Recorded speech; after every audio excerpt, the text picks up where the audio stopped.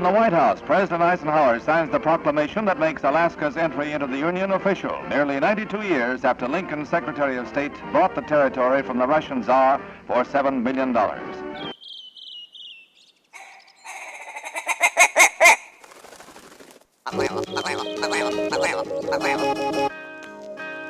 The Alaska Wild Project podcast is brought to you by the following sponsors.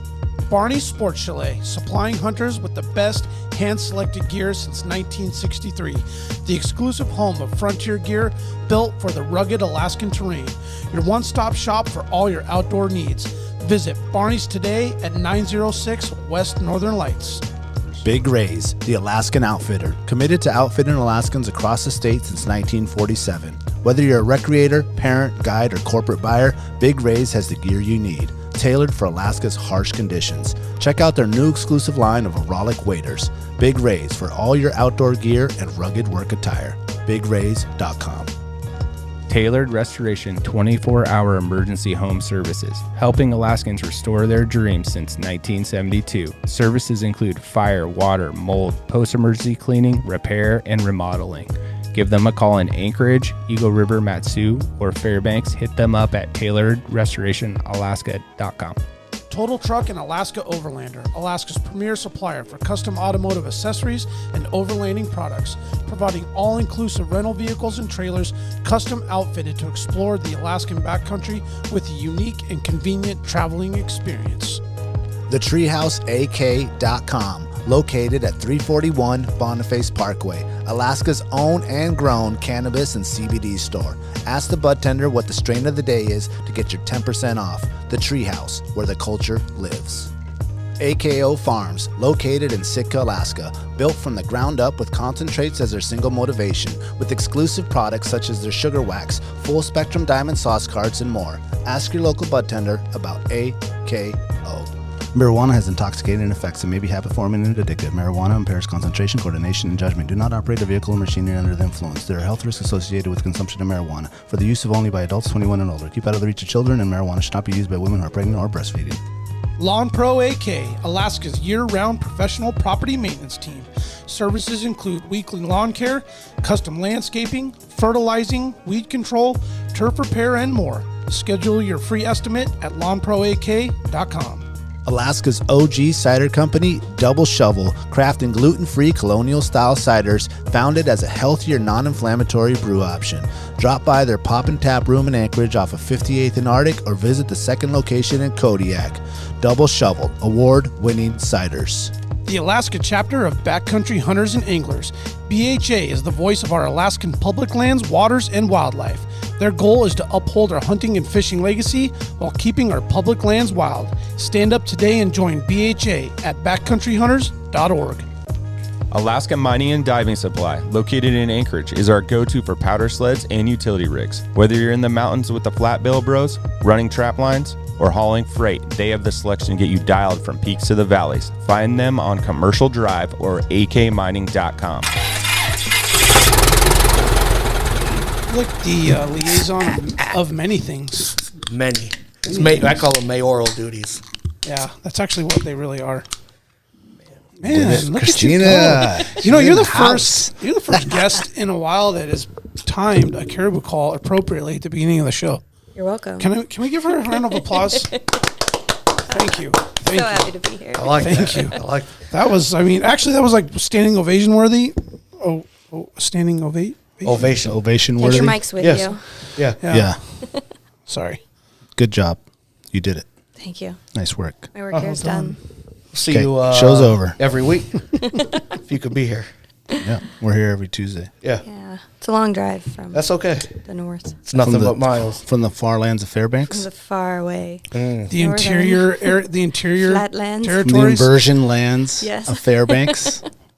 Not too long ago, I did a turn and burn in one day, so I know it can be done. So I have. Painful. You went all the way to Fairbanks faith and back in one day? Yeah. I've done that You had too. to get out of there. What?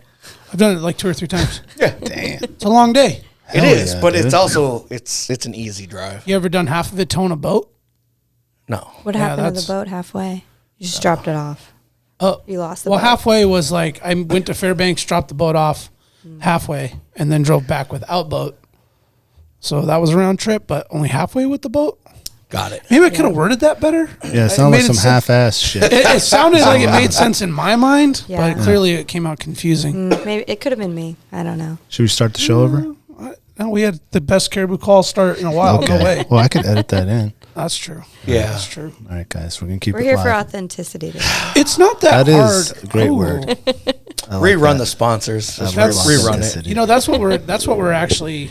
That's what we're I was built- gonna get a built off of. tattoo. It'd be authenticity Yeah. Tramp stamp. right here. No, Yeah, on where? my fucking neck. Lower Right here. lower back. Lower Motherfuckers back. can see that shit, dude. Just like what? That dude is authentic. You could get it in more than one place, just the same Hell yeah. Different spots. Multiple Hell places. thing. Totally. yeah. There's no rules of this thing. Fat girl. It could Really? be- it There could is be no like- rules to this. That's what I'm talking about. There's my man has a burger on his yeah. arm, dude. Yeah. You know, there's obviously no rules. You could be like the AWP stamp on a box, just like wherever you want it. Facts. Yeah, yeah. get Yeah. that. Let me see Yeah, that butt buddy. Yeah, you Listen, know what my I'm saying? body's my temple, man. I Listen. know. I know. You don't have any tats, do you? Nah, Not a one. nope. Me either. I got scars, baby. Same. That's why he got to get that on the Scars. lower back. Let him Scars know. are better. It's You got scars? You have a good authentic. scar? I have a scar right here on my chin. Where? Ooh. Oh, did you get It's in here. did you get in a fight? No, No. she was bowling. No, it's right there. You see? Something Oh like no, you hit a see 70. If y'all can see this scar, You hit a 70-foot, watch the Fucking YouTube to see tabletop. how far I'm away. and you chin all checked right. your handlebars. Okay, let's That's hear what the happened. scar. I How'd it go? was 2. I was on a snow machine Really? Oh, with my okay. mother. So, What happened? like, She I hit feel the good brakes about and you're the like, scar. God, I don't know. I don't right remember. on the Oh, no Yeah. helmet, obviously. Clearly, being very Yeah. They unsafe. didn't have helmets back then. Bet your Probably mom not. felt bummed out. Like Little the did she one know. that got hurt. Now I love it. it's back in the days. I'm Yeah. gonna give you something to cry about. It's a lot cooler than how you got your scar on your chin than my chin. 'Cause Tell I me have about it- yours. Oh, you got can't one on your see. chin? Yeah, Oh, I got- that's why you got that big ass beard. No. That's That not the only little reason why. no chin and a scar. Yeah, I got a big scar right here. From Yeah. what? Well, Oh, this is new. We haven't heard this. yeah. Yes, So I you guess have I it. guess around the age of 2, I believe. Mm-hmm. Also, don't really I remember thought, it. I thought when you urinated into the toilet as a little boy, you stood on top of the toilet Okay, I can see that. Okay. and shoot it straight down. So apparently, I got a little on the rim, slipped and chin checked the toilet seat. So I carry a pretty gnarly scar. for that. Shit. Really? Well, the thing with the scar, Yeah. because my son has a scar from like he was riding his little 4-wheeler down the driveway, and at the end it was like spring break time. So there's like how it is now. There's like a Ooh, lake little and then pavement. ice, Yeah. or ice and then a lake. Slippery. And I was just like busy doing shit, and he's just mobbing like on the one of these where you push yourself, and he just Oh, hits yeah, that yeah. thing and just flips front forward right into the puddle, just comes up bleeding. And I was like, yeah, you'll be fine. You know, you just put something on it and he's fine. He definitely could have used like 5 stitches. Oh, it was just flayed open. So whenever you have a scar, you probably should have went to the doctor Totally. and got stitches, but you ain't doing that. You're just like, you'll be Yeah. Yeah, fine. no way. Yeah, they just said go to bed. Put a paper Probably, towel I on don't it for know. a Yeah. couple minutes till it stops bleeding and move on. Yeah, it could have been one of those ones that never really like broke open too. You know. Oh, if you got a scar, that thing was open. Yeah. Yeah. Okay. Bleed. Okay. Sure. Maybe my mom's Yeah. just telling me. Oh, it she did wasn't so exactly what I bad. did. You'll be fine. It's okay. And you are. Now you can talk about it. See? Totally. Damn. Yeah. See, Mateo? Got you. It'd be dog. weird if my scar story was your scar story. I mean, it I was would be like, so when I definitely was a little kid, bit- I yeah. thought you had to stand on the toilet to pee. Oh, you did too? No, but wouldn't it be weird if that God, was that'd my be- story too? Wow. It Oh, would be We weird. would have been forever bonded. Totally. Like, whoa. you still do it? Are you my weird? I'm like, I'm gonna go home and try. I'm like, Squat on that this is toilet fun. lid. Let's relive Send these this boys a shit. picture. Someone's going home. Somebody to try it video me. tonight. Someone's tried it tonight. Just set your phone up Yep. on a tripod. Okay, that's kind of weird. Daniel comes in with like a mark on his chin. You're like, You'll never yo, guess what happened, y'all. yo, what's up with your chin, bro? I don't want to talk about it. Mateo didn't shovel it dry. Man, come on, dog. That's fucking funny.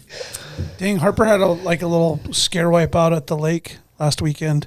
When she hit her head at the You remember? I was like, thank God she only falls like 1.5 or 2 Yeah. feet. She's so tiny. Yeah. It's like, when you're still little, fall. your fall is just like boop. Right, right, Even right. if you bonk your head, it's like it's not. It's not like a 200-pound man just smashing the ice or whatever. We went ice fishing. Yeah. You like ice fishing? It's all right. It's all right. You got to have lots of beers and other things. Yeah. I have an ice hut. Oh, you do? But it's like one of those longer ones. And I the found double whammy. The big one, yeah. And I found that it's actually really useful for like a sled garage. So if it's really cold and you can't get your sled started, you can take the ice, stick it in there and keep it warmed up. Heat it up, yeah. That's actually a really good idea. Yeah, ice fishing's fine. I like having the hut. Yeah, warms up my sled. Damn, that's a good idea. Huh? Hot tip there, boys. Bring an ice fishing house, especially. That's a good idea. Way up north. Yeah, especially those. Well, probably put that thing right over your diesel too, right? If you don't have that diesel that starts itself. Right. Just put it right over the top. That's going to take a big ice hut. The quadruple ice hut. It just pops out of the hitch. It fits that Yamaha fires up every time, so I don't have that problem. Okay, I want to ask you, do you drive a Yamaha? No. No, I'm talking to... She has the warmers in the tent. She got a 2-stroke. I thought I saw a picture of you riding a Yamaha. It was a dirt bike, maybe? No. I don't remember. Don't lie. I'll pull it up. Pull it up. You want me to pull it up? I don't remember. I'm pretty sure it was a Yamaha. Let me see. You don't remember? Okay, No. let me see if I can pull it up. Are you my people? Yeah. You my I thought peeps, about you. girl? No, I did. I thought about you. I was like, damn. Hell yeah. Look at My that. man's going to be like, Where'd you get that stoked. lake trout? All right, hold on. Lake Louise. Tell him from the lake. Ooh. Okay. I was just going to see if you're going to This one? Is that a Yamaha? No. No. It's a Skidoo. Does that have to do with a tongue? Okay, I swear I saw you riding Did anybody catch that? No? Okay. No. I heard. All a right. Yamaha. Moving on. Is this the right page? Yeah, this is where we're at. It's the thing about posting those, socials with peeps. Yeah. They're still there. That's all right. All right, maybe I was wrong. It's a chapter, right? Totally. Or a highlight reel. Yeah, Called right? it. Yep. Okay, I was wrong. I have a dirt bike. Oh, a yeah, Yamaha. Yamaha, you got to go dirt bike. Yeah. Yamaha's the only snow machine I haven't really gotten into. Looks like They're she not for rides- everybody. You ride Yeah, Polaris? because they don't make them no We're a more. rare breed, man. We're a Yeah. rare breed. I He rides a prefer my Polaris, but I have the. I started on the little free ride Skidoo short track. I told my friend I want to learn to ride mountains, so he's like, "Yeah, let's go get a sled." And I walked out of there with a 137. I'm like, not the right sled for this, but I didn't know at the time because I was learning. And then this year Still I got a fun the sled, though. Oh, it's fun. I kept it. I totaled it within 2 months and then rebuilt it. So now it's like sentimental value. Oh, you still have it to this Yeah. day? Mm-hmm. Oh, so just bust out the trailer once in a while and Yeah. fun. Yeah. And then this year I got the Arctic Cat Catalyst because the new chassis was like, Arctic Cat? Oh, you went with the cat? No way. Right on. Yeah. Hold They- on, I got to pull it up, man. We be talking a lot of love with Arctic Cat. We want Arctic Cat to come back. I think they've got something now. They're competitive. It's a good chassis. Well, we were talking to It'll be a few years. the boys at AMDS because now they're the Arctic Cat boys. Are they? Well, Alaska there Motorsports. was a change. Okay, same. Yeah. They don't like to be Yeah. called that, but let's call it what it is. Well, they're two different They're stores, Arctic and they Cat are the now. Cat No, I people. heard that they're Arctic Cat. Yo, Nick said they got cats on the don't make dealership me. floor. We'll call Nick right now on the phone, dude, and ask him. Like, Nick, do you have a catalyst in the back of your truck right now? Catalyst, that's what it's called. Yeah, it's the course, new Catalyst. chassis Catalyst. Yeah, Yeah. let's take a look. Oh, that's that 858. I was just watching a video on that this Ooh. morning. Hey, Yamaha, pipe You get- down. you Well, have- the you 858 have is We're still talking a just Catalyst. You have snow the track. 650, My bad, man. 600. 600. Yeah. 'cause Okay, it's so really which one's cool. yours? This black one? Yeah. There's a picture of it on my Instagram. Let's go there. It's easier to see my sled when we look at it on Okay. Instagram, maybe. I don't know. So smart. Right there. This bad boy? Yeah. Ooh. 600. See, we got some audio here. Oh, we'll get shut down on YouTube for playing that. Very nice. Oh, really? That's actually a really nice machine. Is that a 160 something? 155 or 155. 54, whatever it is. I never know the exact. That's like a money length. Just give it gas and go. Yeah. That's it. Yeah. Well, with Polaris, you have to put the spark plugs in too. Cause, That's true. Yeah. That's why I don't have one. The Arctic Cat. Yeah. to be It's fair, actually Polaris is still my favorite, but that's been really fun to rip around this season. That's a nice sled. I like it. Yeah. I saw one for the first time back in December. I'm like, oh shit, they're getting back in the game. Yeah, it's cool. It's got the monorail on it, and it's the chassis is just different. It's like more nimble. It's more like a Skidoo kind of. Can you explain for our listeners like monorail, like what that means in design? We have a lot of Californians that listen. Okay, Yeah. so in the track, so the back of the sled where the track rotates. You mean the snowmobile? Correct. The back of the snowmobile. Yes, the back of the snowmobile with the track where it rotates and moves the snow with the I paddles. prefer Snow-Go. The Snow-Go. I There like you go. sn- I That's say for s- our Wyoming listeners. I also say Snowmago sometimes. Snowmago. That's just a weird Fairbanks thing, maybe. Snowmago? Or just like a weird me I never thing. heard that. I don't know. Snowmago. Yeah, we could add that to the list. Yeah. So there's a little frame there essentially, and it's like a 2-rail system. It's just like a little like support frame that the track rotates about. And then Arctic Cat a few years ago decided to make a monorail, and so instead of having 2, they have 1, which made it more tippy, which in theory was going to make a more nimble sled. But A little too tippy. I mean, Got to be on Wasn't your that toes. the complaint Got to be with on the your free toes. ride? yeah, I don't know. I feel like with the Arctic Cats, every time I got on one, it kind of felt like a boat, like a little bit of a tank. Like, I don't know if it was just like the weight in the engine was set down too low. And then obviously I'm not as strong as like other male riders. Bro and bros. so, yeah, I can't like throw the sled around the same way. So the new chassis design is pretty cool because it's like, I feel like the engine is maybe like higher. And so then you're able to like maneuver the sled a little bit more like how Skidoo Got it. feels. Yeah. Personally, love a boat. That's why I drive one. Just go straight. Oh, 800 pounds of that bad boy. Oh, so tell us about your little. Have you power ever turns. been to the Nelchina Glacier on the snow machine? Our man Adrian the mayor was just hitting don't me up think about so. going out that way. Which one? Eureka, like the opposite of Eureka. Like if you're at the Yeah. lodge and you're looking across, it's that way. No, I haven't ride. been to that one. I've ridden Eureka, but I've never actually gone out to the glacier. So when people In go to Eureka. Eureka, you ride like the way the ATVs go, like back towards that way. Yeah, I'm going to be honest. I haven't ridden Eureka in Puritan probably like Creek area 4 side. years, maybe. I don't Puritan know. Creek, Bellinger Pass. Okay. So if you're on Like gun sight. gun site, yeah. So Sure. the road, you're probably riding on the left-hand side. Mm-hmm. That's where all like the dudes are out tree riding and everything, you know. Yeah. So you guys went the other way. Yeah, we cross the road, and then that's where the glacier is way back there. But do you go like where the AT&T tower that way, or you're not that far over? Further. It's towards- further Further- down. okay. Yeah, it's on that. So where side do of you the drop road. down? Because I know that's a fucking drop and a half. Yeah, so you go if you're at gun site. Go way left, It's you go down the road. like to the. It's like, 5 miles down, Okay. and then you cross the road. So almost like where the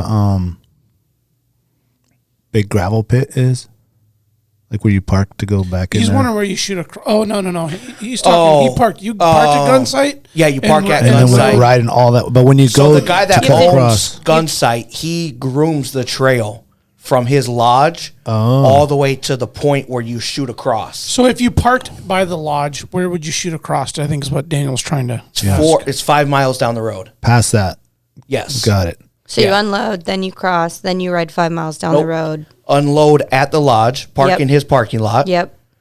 shoot down his groomed trail 5 miles. 5 miles, Then you and his cross. groomed Hang trail right. goes all the way up to the street. Towards like Mendeltna.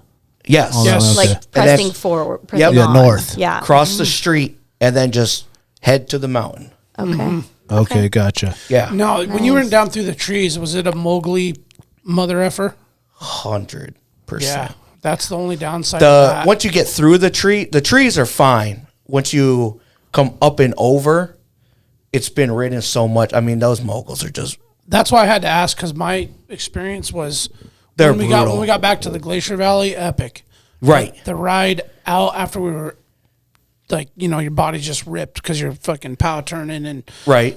ski pulling, getting stuck and doing the whole thing, and then those whoops on the way back. It was like, oh my god, just fucking put a bullet. Yeah, in my as you're head. going through, as you're coming up on the way Yeah. back, when you're coming up through the woods, Ooh. those Mowgli. moguls back there are It's just iron dog shit. gnarly. Yeah. I'm tired already just listening to you guys talk Yeah. about it. Trust me, there was I times had I a wanted to fractured stop. rib, and I was coming out of there just like, I thought about just stopping, Crying. like just throw this sled, be like, I'm done with this. This Ghost is ride the exactly whip. how I want I to would end my just ride. walk. Ghost In the ride most the whip. pain Yeah. possible. so if anybody hears this and like, I've been wanting to do that. now you don't. Doesn't sound like it. It Yeah, totally sounds less sucks. fun. Well, the first thing you fucking said was like, "Have you been back here? We gotta go." And now I'm getting the real story. No, I'm gonna tell you. The trail to the tree line is legit. Yeah. Getting through that tree line is a pain in the ass. But once you make it through and you hit that valley, Yeah. Badass. Legit. fucking insane. That valley back there. Oh my God, the scenery back there. And then once you hit the actual glacier, Yeah. So I've what's been your- wanting to you go don't back there see with the scenery ATV. like that. What's your favorite time of year to ride Eureka? Right now, no. Like probably like right about now-ish. Yeah. Early season's tricky because it's all that sugar snow.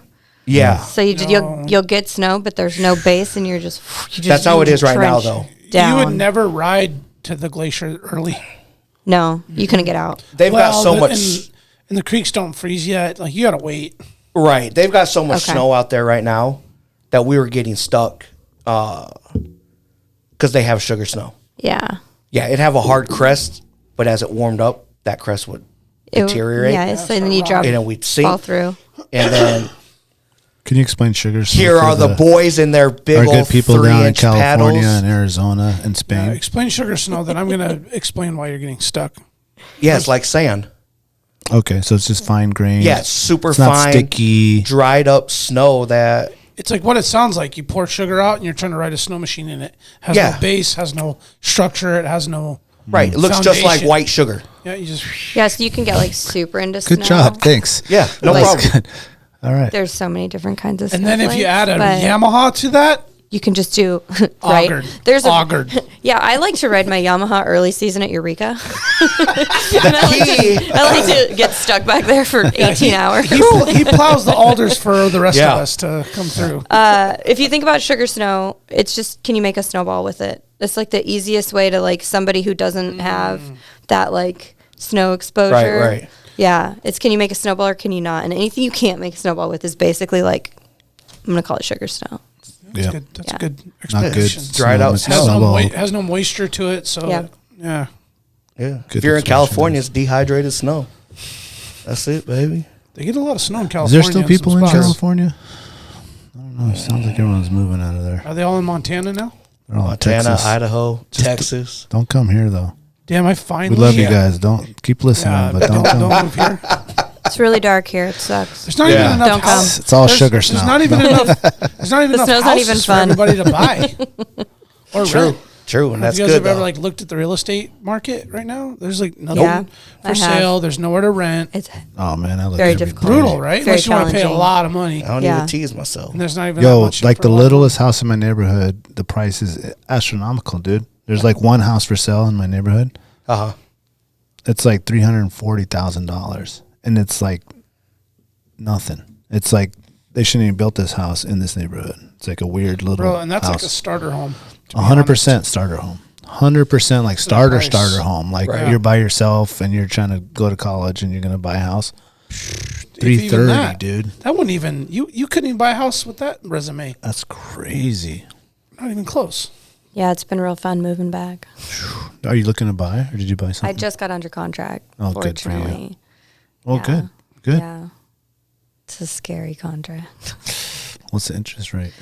Right now we're at 6.75. Good. That's not bad. No, We're listen. I started hoping mine that at it'll go 725, and down. it'll go down. You'll refinance. But yeah, 6.75. That's for not now. that bad, dude. My first house, dude. When I bought my first house when I was like 19, it was 725 arm. Scary. Yeah, Even scarier. and that was like all you could get, especially when you're like fucking 19. I don't even know how I Yeah. qualified for that shit, but Well, you qualified back when they were just slanging loans, and that's what fucked up the housing market originally. yeah. Because Yeah. there's motherfuckers that weren't responsible that were your age that were Yeah. foreclosing on Yeah. their homes. I got I wish I would have never sold that motherfucker, dude. That's That's why I ain't selling mine. damn. I got 2.25. I pre-qualified. You have for, 2.25. That's That is good. so good. That's what I That's have. you That's what can't I ever have. sell that. That's what I have too. Not selling it. That's why Besides there's the nothing fact on the that market. I'm $1 million property back there. Yeah. Oh yeah, you know your property. You definitely don't sell. I ain't selling that Ooh, joker. ever. Right. Yeah. I got pre-approved for a $75,000 condo when I was 19, and I was like, I looked around, never went through with it. And I'm like, fuck, dude. Now you're like, I yeah, should've fucking got would have been a $200,000 condo now. or more. More than that. Right, Shit. right. I was like, God damn it. Well, you don't know. And then, like, it's kind of scary to own something and be responsible for that shit. It's scary, Especially for when you sure. need roommates to come help you pay for it. Like I had a back then. 4-bedroom my first. Yeah, dude. I had all the roommates. Everybody No, it was living wild. in We didn't actually we hang out back then, but it was wild. You guys were a little. You guys were a little older Why would you, back then. whoa, man. Back then, it all evened out. Now we're all gray, but back then, you know, Yeah. I was still figuring things out. Nice. So the AK Lady Shredders has been down to the Nelchina No. Glacier. Can we talk about what's that? What's Yeah. their status? The AK Lady Shredders. Yeah, what are we waiting on? We can. We can talk about Is it. that Sierra's a part of that? Or this is separate? No. It's not Sierra. It's Dove and Ashley Nikolai. Okay. So Ashley Nikolai, she's out of Fairbanks, and then Dove Daniels is here. And I see a lot of their content's like Delta Power Sports. Yeah, so So, Ashley interior is girls. connected to Delta Power Sports. Okay. Okay. Yeah, and so yeah, it was. I mean, it's really not my thing. It's Dove and Ashley's, and I just end up in all the photos with them because they're my girlfriends. They're my close friends. Just hanging and you're there. Yeah. So, yeah, we did a ride in Cantwell before, and we really need to do another one. But then they did one. They did this huge, not AK Lady Shredders, but they did this huge ride down in Valdez. They did 2 of them this season. Super cool to see. And so I think it's amazing. the women are still like getting out and snow machining, even That though is AK Lady dope. Shredders didn't do it, which is the point. Yeah. Well, there's No. a few like Right. I want to say similar kind of groups or whatever. It's just man, that's so awesome to Alaska be out Snowmobile there. Club Like has the girls. Yeah, Oh, yeah, Jerry Yeah. and Lisa are And trying to Lisa, do yep. their thing, yeah. that's so cool, man. I think that's awesome. And then Sierra took out a group of girls a couple weekends ago out to She Petersville, did. I think it was. I don't remember where she said they were going. I think you're I probably think right. it was Petersville, yeah. Yeah. So, Yeah. yeah, there's groups popping up to try to get It's super cool. the I love women it. out there, yeah, for sure. Yeah. Yeah, I hope we do another AK Lady Shredder ride, but I'm sure we will. We just haven't. But Will it be easier for you to get a little bit more riding exposure being in the South Central now versus Fairbanks? so I've done it both ways, right? So I learned to mountain ride when I was down here. I grew up on a sled, but never was a mountain rider, and Yeah. that was something that kind of happened circa 2017. And yeah, I rode a lot here. I made a lot of friends in the riding community here. Ride with people who are better than you, right? And so then you can learn. And then yeah, went back to Fairbanks, had a whole like community I rode with up there, and then being back here, I don't know. I feel like it'll be fine either way. I'm closer to riding here, but I definitely have a vested interest in the Fairbanks community, just having been from there, and there's less people Yeah. like thinking about providing like any sort of access to any kind of like riding clinics Right, or right. Avi training or anything like that up there. So I'll still have like a pretty strong pull and strong connection up that way. Yeah. Yep. What's the difference in riding between the two geographical areas? What would you say? So it's colder up there. It's cold. And so you have to be like, I mean, it's a little bit drier, but you have to be like better dressed and better prepared for it being cold and have a better mindset about it. Or maybe not better, but just a different mindset about it. I've never personally run into this, but we don't have access to like heli or quick rescue the same way. I mean, some of the riding zones are either like, they're just like 11 miles deep back into a mountain range or something like that. And you're not going to have a helicopter come get your sled if something goes wrong. Or like we'll go right out of McLaren Lodge sometimes. So then you're going all the way to Paxson, parking, riding 40 miles in, and then you're going to go ride powder from there. And so it just takes a little bit more planning maybe. Yeah. Yeah. Having gear, having That's a fun ride though. I've done that. Well, So I, much I look fun. at if you're going to go that far, you're pretty much like halfway to Anchorage. Pukers. You're are more, gonna be would there say you're more too. committed. Well, Totally. I just mean You I, have Gotta to go. be. Yeah. I would just I feel no like turning back. that's not exactly Fairbanks backyard area. No, but Fairbanks doesn't have like we have mountains here in Anchorage, right? We have Yeah. they're literally our backyard, and in Fairbanks it's not really that way. Like if you want to go riding, you're going to Cantwell or you're going to Summit. Summit, Or maybe you're going to that's- McLaren. Yeah, that's probably like the good hill mountain riding that you would go find, right? Yeah. Yeah. Yeah, totally. So Summit has this weird inversion where, like, when you go across the flats at Summit, which is like where Arctic Man is, right? Like that section.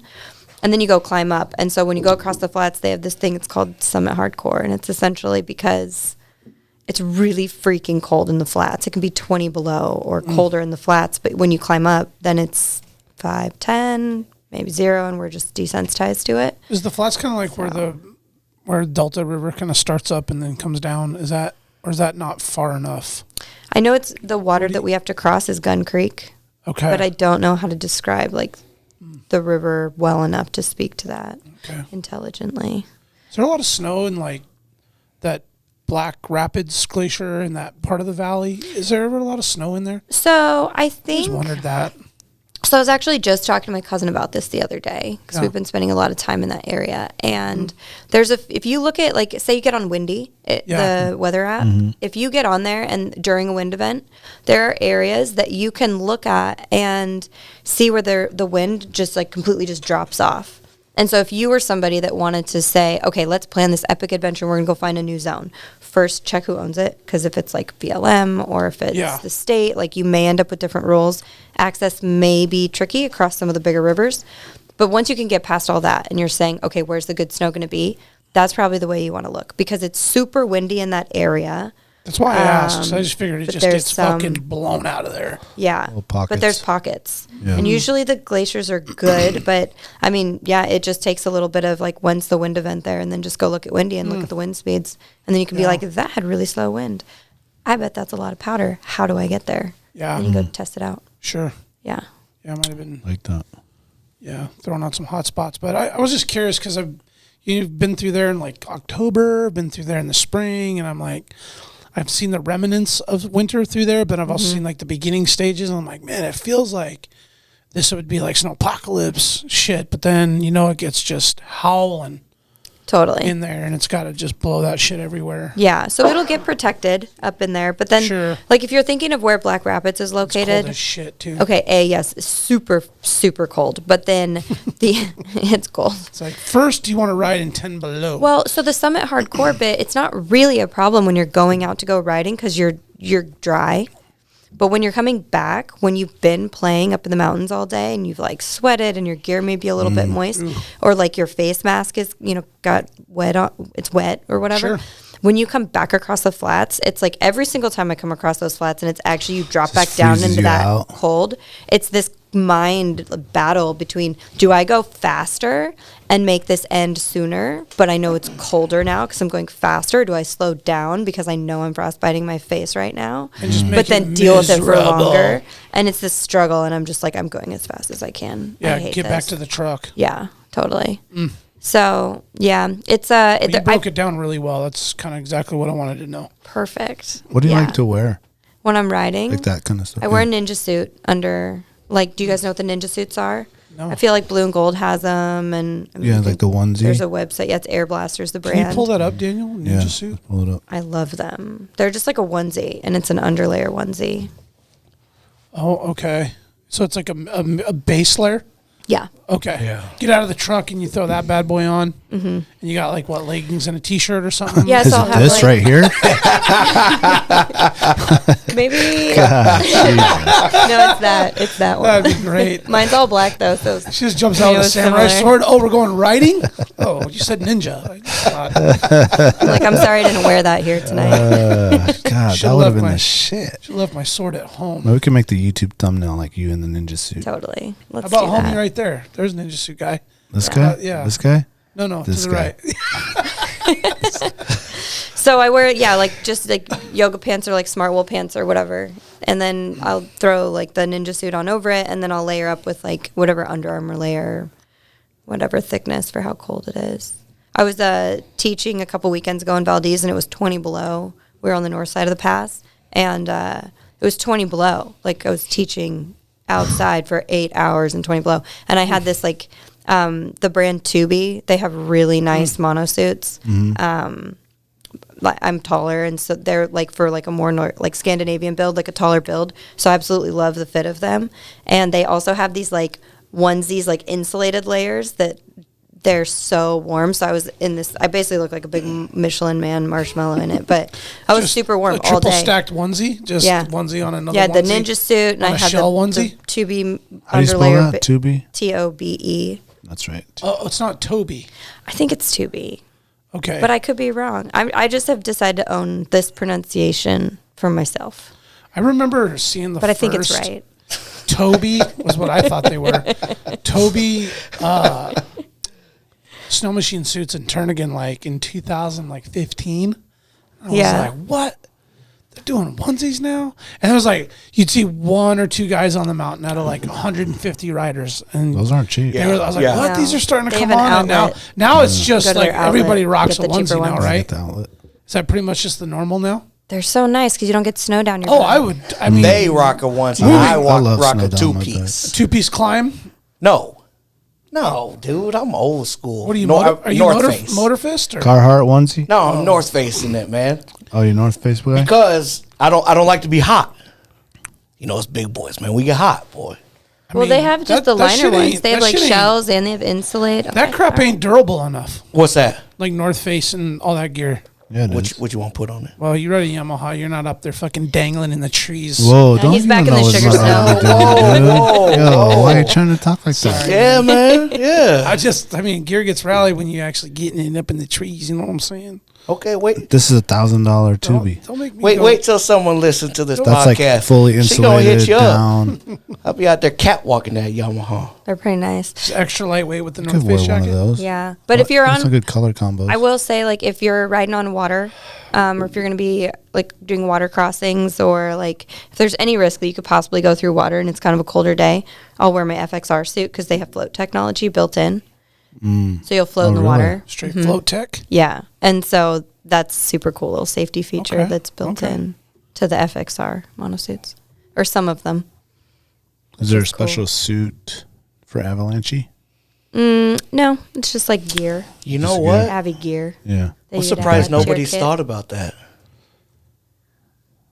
Like it's Like a embedded- built-in embe- suit. Yeah, so like you don't have embedded in to the suit. wear the backpack. a bag, an Avi bag. You just It just Big the deal. suit Why not pops up. though? you could. It's just embedded. So in all if you the Totally look suit. at good. if you look at the mono suit right there in the Yeah, like collar a- area. Yeah, you could build the whole arm. The whole thing was whoop, whoop, whoop.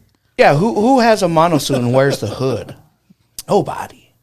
You do When under I the get helmet? cold, when Oh, when it's Okay. you, like when you take the windy. yeah. So one out of I would 7,500. I'm like, when you I'm take like, the don't helmet design it off, around me. I'd have to when have you get the one with hood. Jägermeister out, dude, you got to put the hood up. You have that beanie, baby. Yeah, but anyway, totally. but Both. either way, She'd be riding Fairbanks, dude. It's but irregardless, There's like inversions. This is an inversion. You just have to get back to the truck without like severe frostbite. Yeah. just don't go Mild fully. frostbite's tolerable. Just don't go fully inverted. I'm gonna stop talking, man. I'm trademarking that tomorrow. Oh, now you're on trademark. Yeah, So we're y'all doing be good. stealing my idea. All right, you'll let us support. Listen, Thank you. You're welcome. steal my idea. I'm gonna come to your house. That's what I'm saying. Okay. We coming together. So does that monosuit just have like some life preserver type foam or some shit in it? Like what makes it? I don't know. Or is I it went just some to- fancy on there? I have no idea. You're an engineer. I kind of expect Come you to on. fully break What would this it be? shit No down. one's paying me to figure that out. Why would I? Okay. Why would I sure, dig into sure. that one? I'm assuming I'm not it's gonna the think any same harder than that. technology as like my Eskimo ice suit.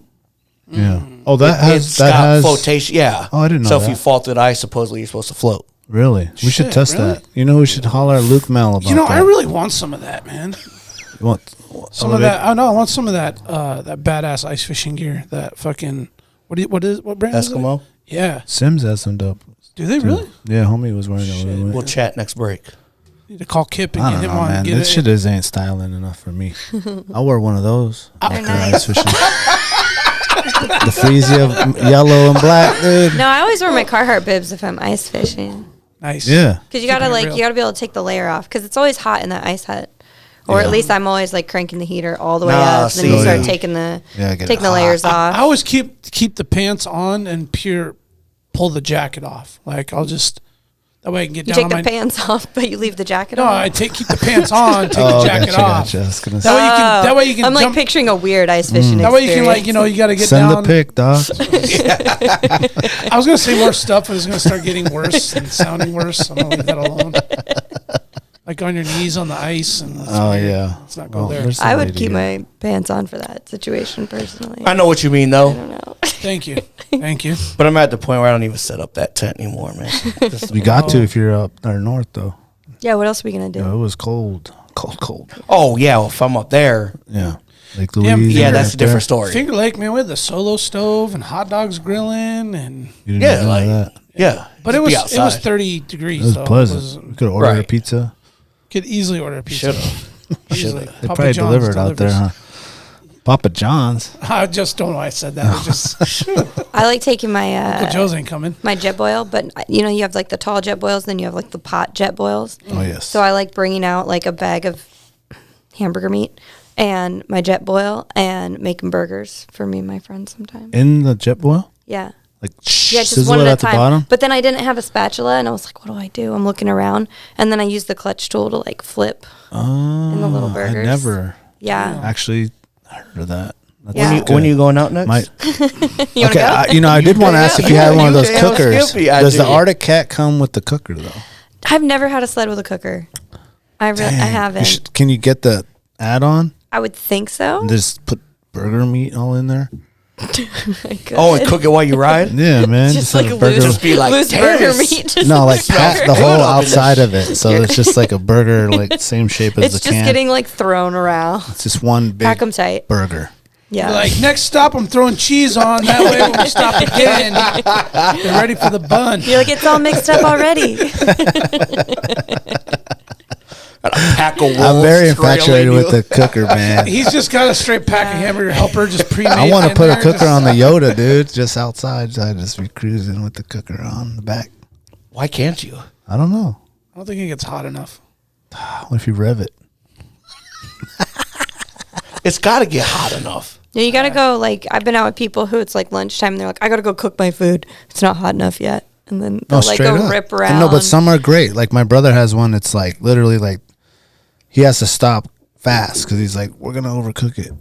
Yeah, We have to stop and eat. yeah.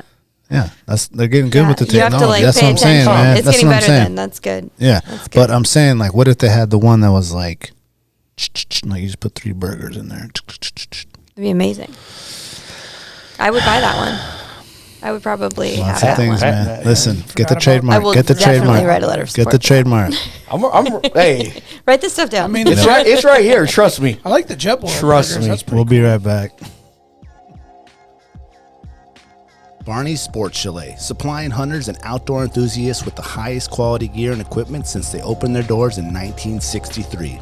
Barney's carries exclusive brands such as Alpaca Rafts, Sitka, Sims, Exo Mountain Gear, Hilleberg, and much more. Barney's prides themselves with keeping a huge stock on hand of various top-of-the-line tents, footwear, sleeping bags, optics, cross-country skis, just to name a few. Barney's is also the exclusive retailer of Montana Knives, Seek Outside, Kafaru, Stone Glacier, and their in-house brand, Frontier Gear of Alaska. Barney's has a superior selection of top-rated boots, sleeping bags, dry bags, mountaineering gear, electronics, and accessories. Need freeze-dried food or mountain snacks? They got that too. Barney's now has an amazing new paperback catalog available for in-store pickup or online order. Visit them today at barneysports.com, or even better, stop by the store in Anchorage at 906 West Northern Lights. If you want the best, there's only one name in the game, Barney's Sports Chalet. Alaska Mining and Diving Supply, located in Anchorage for 47 years, has expanded 3 stores.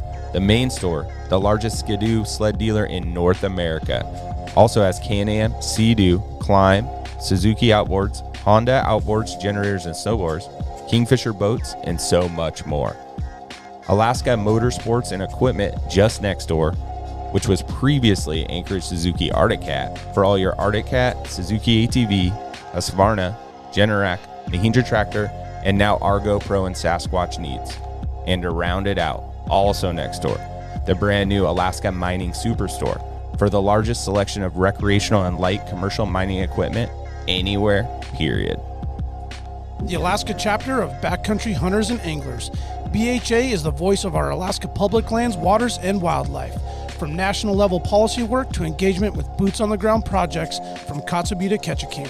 BHA performs public land cleanups, hunting and fishing clinics, and community education to help take your game to the next level. BHA's community-minded goal is to uphold our hunting and fishing legacy while keeping wildlands wild and fostering the next generation of sportsmen and women for years to come. Make sure to follow BHA Alaska for upcoming events, local brewery pint nights, and more. Stand up for Alaska public lands and waters by supporting the Alaska chapter of Backcountry Hunters and Anglers. Join us today at backcountryhunters.org. The Treehouse AK, your one-stop dispensary located at 341 Boniface Parkway. When you pull up to the Treehouse, you'll notice the beautifully hand-drawn art by Alaska's own Ted Kim. Once you get inside, you're going to see many of the same people that have been there since they opened. The bud tenders know you and what you like and what new product you should be checking out. The store is super clean and the music's always on point. The Treehouse and local owner Josh Boots is a staple in the cannabis culture through his music, community givebacks, and a lifetime desire to bring the people of Alaska the best products available. The Treehouse always has at least 25 strains available, and they're all shown prominently deli style in clear, openable jars so you can see and smell your options. Other products include edibles, concentrates, vape carts, pre-rolls, flour, dab rigs, and anything else you need, they got it. They also have some pretty sick merchandise for sale. Check out thetreehouseak.com, or better yet, stop by the Treehouse today and get started on their loyalty program. Remember, you must be 21 years of age to enter their store. The Treehouse, where the culture lives.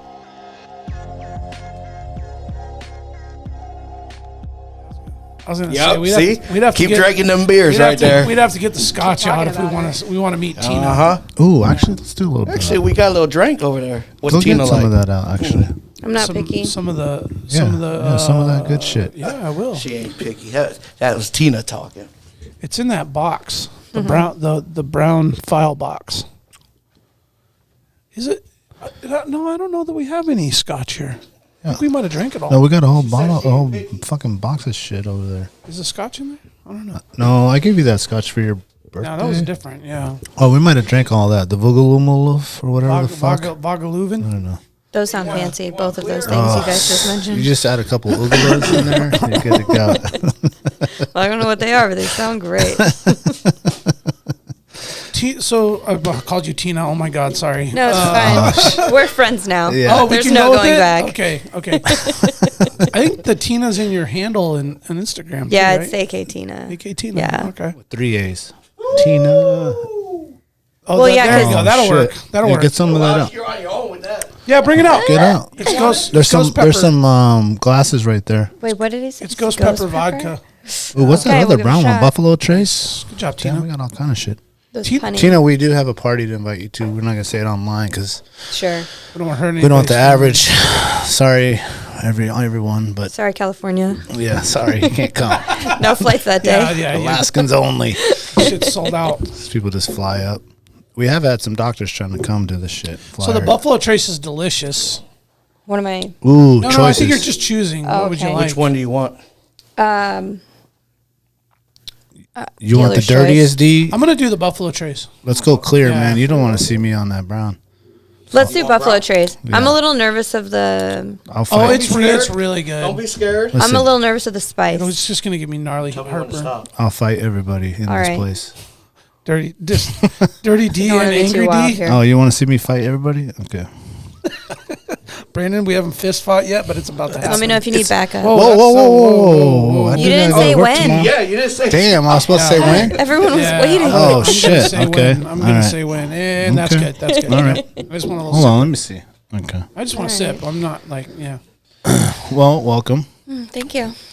Tina. Welcome to you. Thank Tina, you. We're introducing Tina. Yes. Yeah. Tina Twogood. What's up with the last name? It's English. I mean, Twogood. it's I don't know. It used to be Danish? God. it's English. Oh, Yes, you so I see get, two like- good. My last name's English. Yeah, I get like really excited Mine about too. Ancestry.com. Mine too. Built like for years back, and yeah, it used to be To God. Then it was TOOGOOD, and then at some point they changed it to TWO. So there's been like 3 iterations that I can find in the depths of history. That's pretty good. It's like that's. Did you get like a that's 38 and me to figure that out? No, 38 in me? it's 23, Oh. but it's fine. It's fine. I was like, is that a new version? It's either here nor Yeah, there. man, that was a while back. Now they do 38. You're like that was 15 years ago. Yeah, man, come on. It's a new. I got a trademark. I was like, 2024, damn, player. man, like you gotta like fill shoes even if you want them or not. If your last name's Too Good, What's Yeah. your last name? Fifield?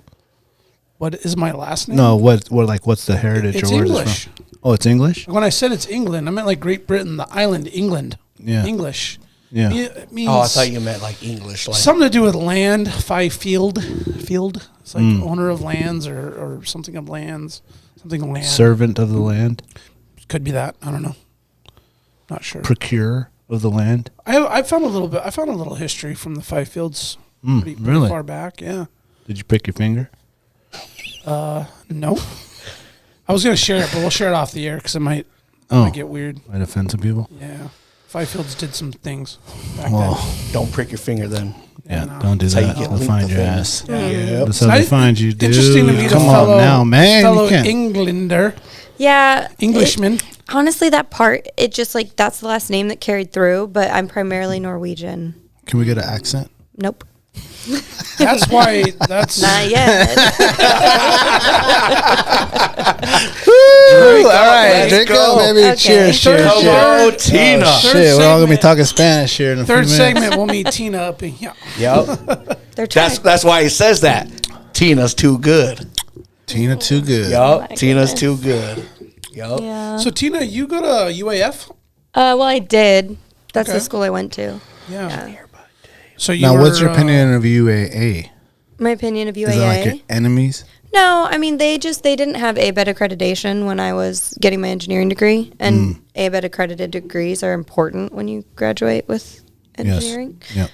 So it made sense to be at UAF. Are you saying they're whack? I mean, I think they got it. I think they finally got it. So when I play this, how do you Stoked for feel? them. You don't just start getting pissed. You want to fight? It's okay. Huh? I don't know what it means. You don't know what it means? You don't know what this is? No. What? You just offended a lot It's of an people. arch rival of UAF. What is this?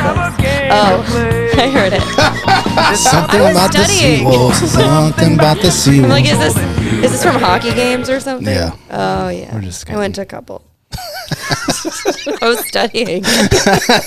She's like, nah, Was it UAF, you we're or sophisticated. She's like, I was trying to get a degree and get the fuck out of here. So Yeah. I actually do wish UAF. I have a lot of friends that went to UAF. A lot of teacher friends. So you They had a lot of fun. you graduate? I don't did you remember that graduate? song. I was drinking that brown stuff. Yes. So you got a master's? No, I got a bachelor's in petroleum engineering. Sweet. You went into that field for a little bit? Yes. Then after I graduated, I moved to Anchorage and spent 10 years working in the industry here. The first few years was like I was based here, but I didn't own a car, and I that was like never internship here. days? No, so when I was in college, I had an internship at one of the oil companies, and then went back to college, graduated, and then came back here. And when I started work, it was essentially like, okay, well, you don't know anything, so go learn. And I got sent to a lot of training. So some of that was working 2 and 2s on the slope. Some of that was being anywhere from like Red Deer, Alberta, and Calgary. I lived in Calgary for 3 months. I lived in Dallas for 3 months. I was in Just on the job training, pretty much. yeah, like South Louisiana. I never went offshore, but pretty much anywhere from as far north as Red Deer down to Texas, Louisiana. So for people that don't know petroleum engineer, what is? So there's like oil and gas resources under the ground, like Right. a couple miles, 2, 3, 4 miles, depending on which reservoir you're targeting. And in order to access that, you need like a full team of people. You need geology, geophysicist type of people to actually identify where the oil and gas is located underground. And then you need petroleum engineers, and there's different kinds of petroleum engineers. There's drilling engineers who are the ones that essentially say, okay, here's the technology that we have.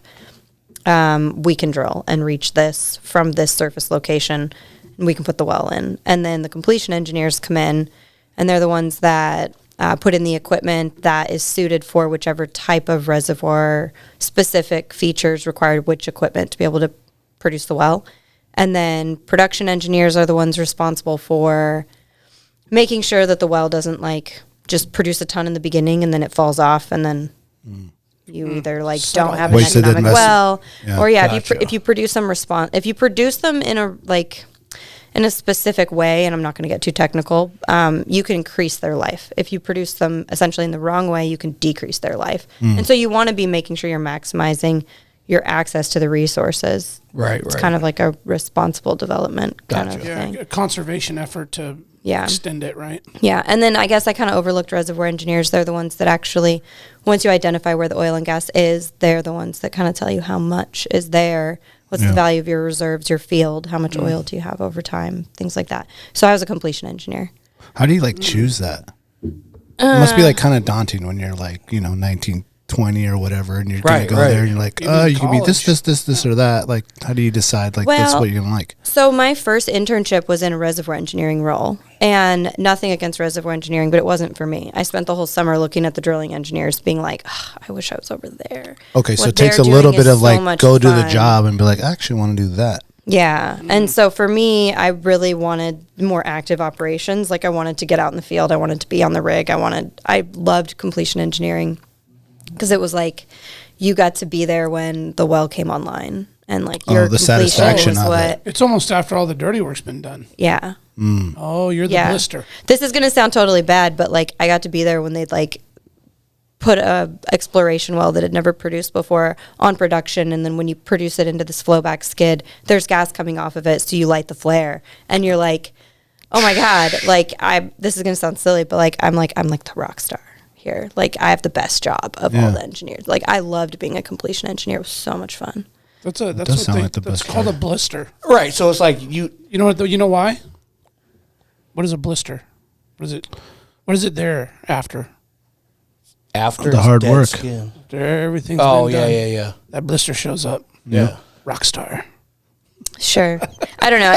Someone's going to listen to this and be like, what the heck are you talking about, She Christina? didn't find that very funny. Sorry. I don't get it. It's okay. It's okay. But yeah, I loved it. You It show was up after super the work's fun. been done and you get all the credit. That's what I was saying. I know all the I put the So what equipment is- in. And good that for you for, produces it. good It was for you so for much choosing fun. that part, dude.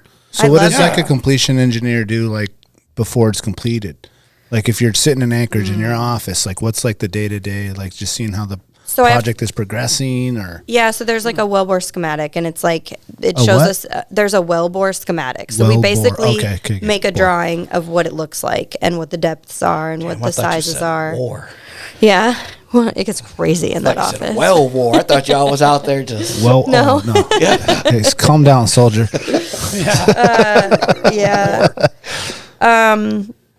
Is what Yeah. you're fighting for, So right? it'd be like okay. selecting equipment. So depending, do I need to put a packer in? Do I need to put a plug with a cement job? Do I need to perforate the well? Which means, do I need to like open up access through the casing that's in there? Do I need to frack the well? That was So part basically of running my like different scenarios and like what's gonna figuring out what to do. So I'd model, like do like a casing and tubing movement. So if we were gonna need to pump a frack on this well, so I would be part of the team that was planning what frack was appropriate for the formation.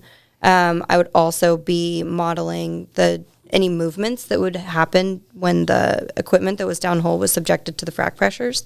And so it was the tubing that was down there, was it going to start buckling? Was it going to like twist up? And then if it did, was it sinusoidal buckling where it was going to be okay and it would like relax and you weren't like permanently deforming something, or was it going to be a helical buckling, which was a permanent deformation, which would totally screw up your well? So you had to make sure that your planned treatments on the well, if in the case that it was like a frack well, that you would you'd be operating within parameters that were appropriate, not just for the equipment and the tools that were in the well, but for the reservoir itself. And then once you figure out everything that this well needs to produce, because not all formations need to be fracked, some produce on their own, some need like a lightened hydrostatic column. You create like an avenue for gas injection to lighten the fluid so that it can produce on its own. There's all sorts of different ways to do it. Once you figure out what this well needs and how to successfully do it, then you have to write up your procedures, and then you have to write up a sundry, which goes to the state of Alaska. The AOGCC is the Alaska Oil and Gas Conservation Commission. Yeah. And so you work really closely with them to say this is everything we know about this well, the pictures, the schematics, the wellbore, everything we've done. check Here's and the balance. procedure. And then that's the part where, if you are pumping a frac, say that you look at everything that's in the area and is there potential to have a negative impact, and have we considered everything, and are there adjacent landowners that need to be informed or have input? In Alaska, it's primarily either like native corporations or state land that we're working on. So that's a Do they have fairly their straightforward own process. their own people that are looking at that too? Yep. And they've got petroleum engineers on staff that we would, Yeah. communicate back with. And if they wanted something changed, we'd work with them to change it and make sure we're within regulations. And I have a new Everyone's favorite working sentence. together. Pump a frack in that well. I've done it a lot. Not really sure what that means. Me neither. but I'm it just sitting sounds here dirty. like, damn, You know what I'm saying? I'm If you were told I'm your boy like, stupid, "Yo, I man. pumped a crack, Yeah. a frack in that well." I loved it. It was so much fun. Yeah. Sounds so good. You loved that work, huh? it was great. Yeah. I'm doing a little bit different now. I'm working in more of like an innovative space now. And so we're exploring the new carbon economy and what that looks like for Alaska and how to like capture emissions and sequester emissions. It's big now. Yeah. Is that So it's a little bit different. It's more like maybe a little environmentally like focused, which Yeah. is kind of cool. Yeah.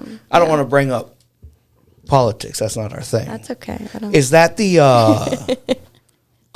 the carbon thing you're talking about? Is that Yeah. where the governor or that crew up there is talking about like capturing carbon and pumping it back into the ground or something like that? Yeah. So essentially, there's a bunch of initiatives that are being really heavily funded by the government right now to like push technology forward. But they're essentially setting all of these targets to be like net zero, or basically like if you emit carbon in your process, if you can find a way to capture it, so you're not adding to the carbon load of the environment. And so, yeah, you can. There's direct air capture where there's equipment that can essentially like pass air through it, and then it pulls the CO2 out of the air as it captures it. There's like materials that can capture it chemically. And there's point source capture where you basically take that kind of thing but put it on like an exhaust stack for like a facility or something. Right. And then once you've contained that carbon, then you would, in theory, like sequester it underground into like permanent geologic storage. So it's essentially drilling a well that's just deeper than all our oil and gas stuff. So And then it basically goes away you're forever. building a carbon well. To But it's- to recycle it. To just pull it out No, of the it just atmosphere. stores Not down even- there. Yeah, it just Okay. stays down there. So you just have big pockets of That's the idea. CO2. But this is new. I mean, the state of Alaska doesn't have regulatory framework for that right now. Right. A Does lot anybody, of it, I don't mean to cut you off, does anybody do it? So yes, there's a couple states that actually have active carbon wells. I don't want to say the wrong ones. I think No, you're totally fine. I was just curious. they're oil and gas If it's states. There's a even a thing. couple. Yeah, it is. Huh. And it's definitely something that technology is being developed for. And so my personal opinion is that I think the reason that all the funding is coming from the government is because they're trying to like propel the development of technology forward, because it's very expensive to develop technologies like this. Right. So, yeah. So it's kind of cool. Like, I love the oil and gas like game, and it just like made me so happy because I know it's such an important industry to our state as well. And so I just loved getting to be part of it, because there are a lot of people who come from the oil fields down in Texas and stuff to work here because they have the experience and they know how to do it.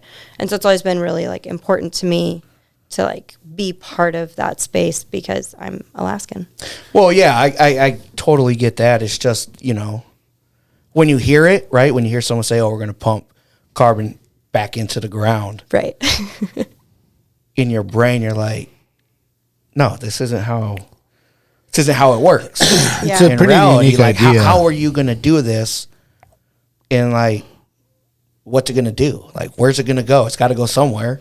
So so think about it like this, and we're getting like kind of to the edge of my technical like know-how here, so I don't want to like speak out of turn. But that oil and gas that we're producing, that we've been producing for decades and others have been producing for decades, it's contained in an area that's essentially trapped. And so there's like confining zones above it or below it, so it's not migrating.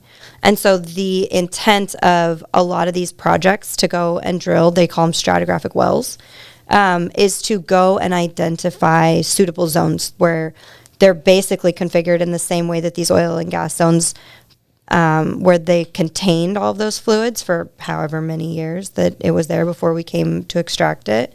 And that it's a similar space where they are able to, like, essentially with like flow tests and then modeling like time and pressure data, they're able to tell what volume of a substance, so say CO2 in this instance, it can be stored in a space and that it would be confined in that space.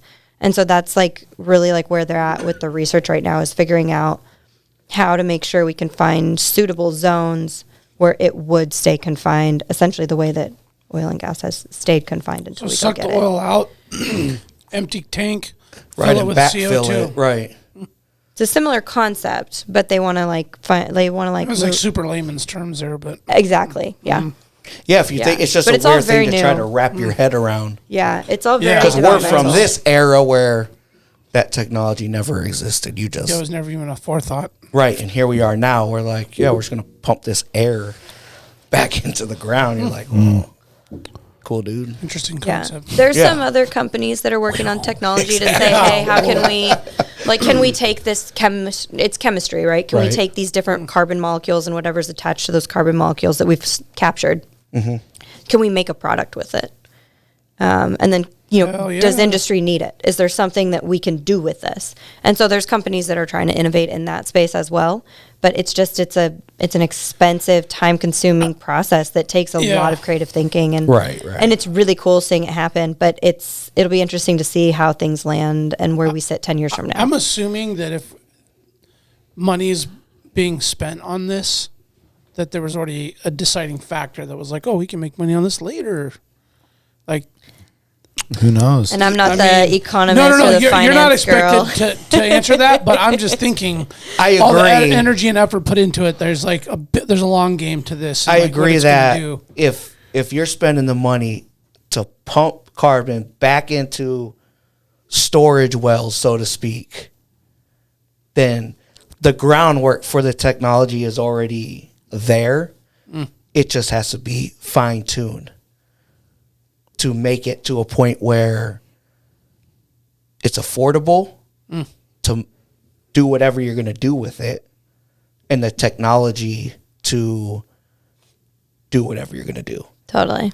So we're going to store it here, and we'll re-drill it once we have the technology and the tools that we need 100% to sell it. to sell it or That would- make whatever. I think that's you're like right. that's like the basic concept of industry, right? Is like we create a product that is Right. saleable. Yeah. And so this Yeah. is a little bit counterintuitive, and yet I think about this like a lot over the last weeks and weeks. I think about it a lot. I'm like, what are we gonna do with it?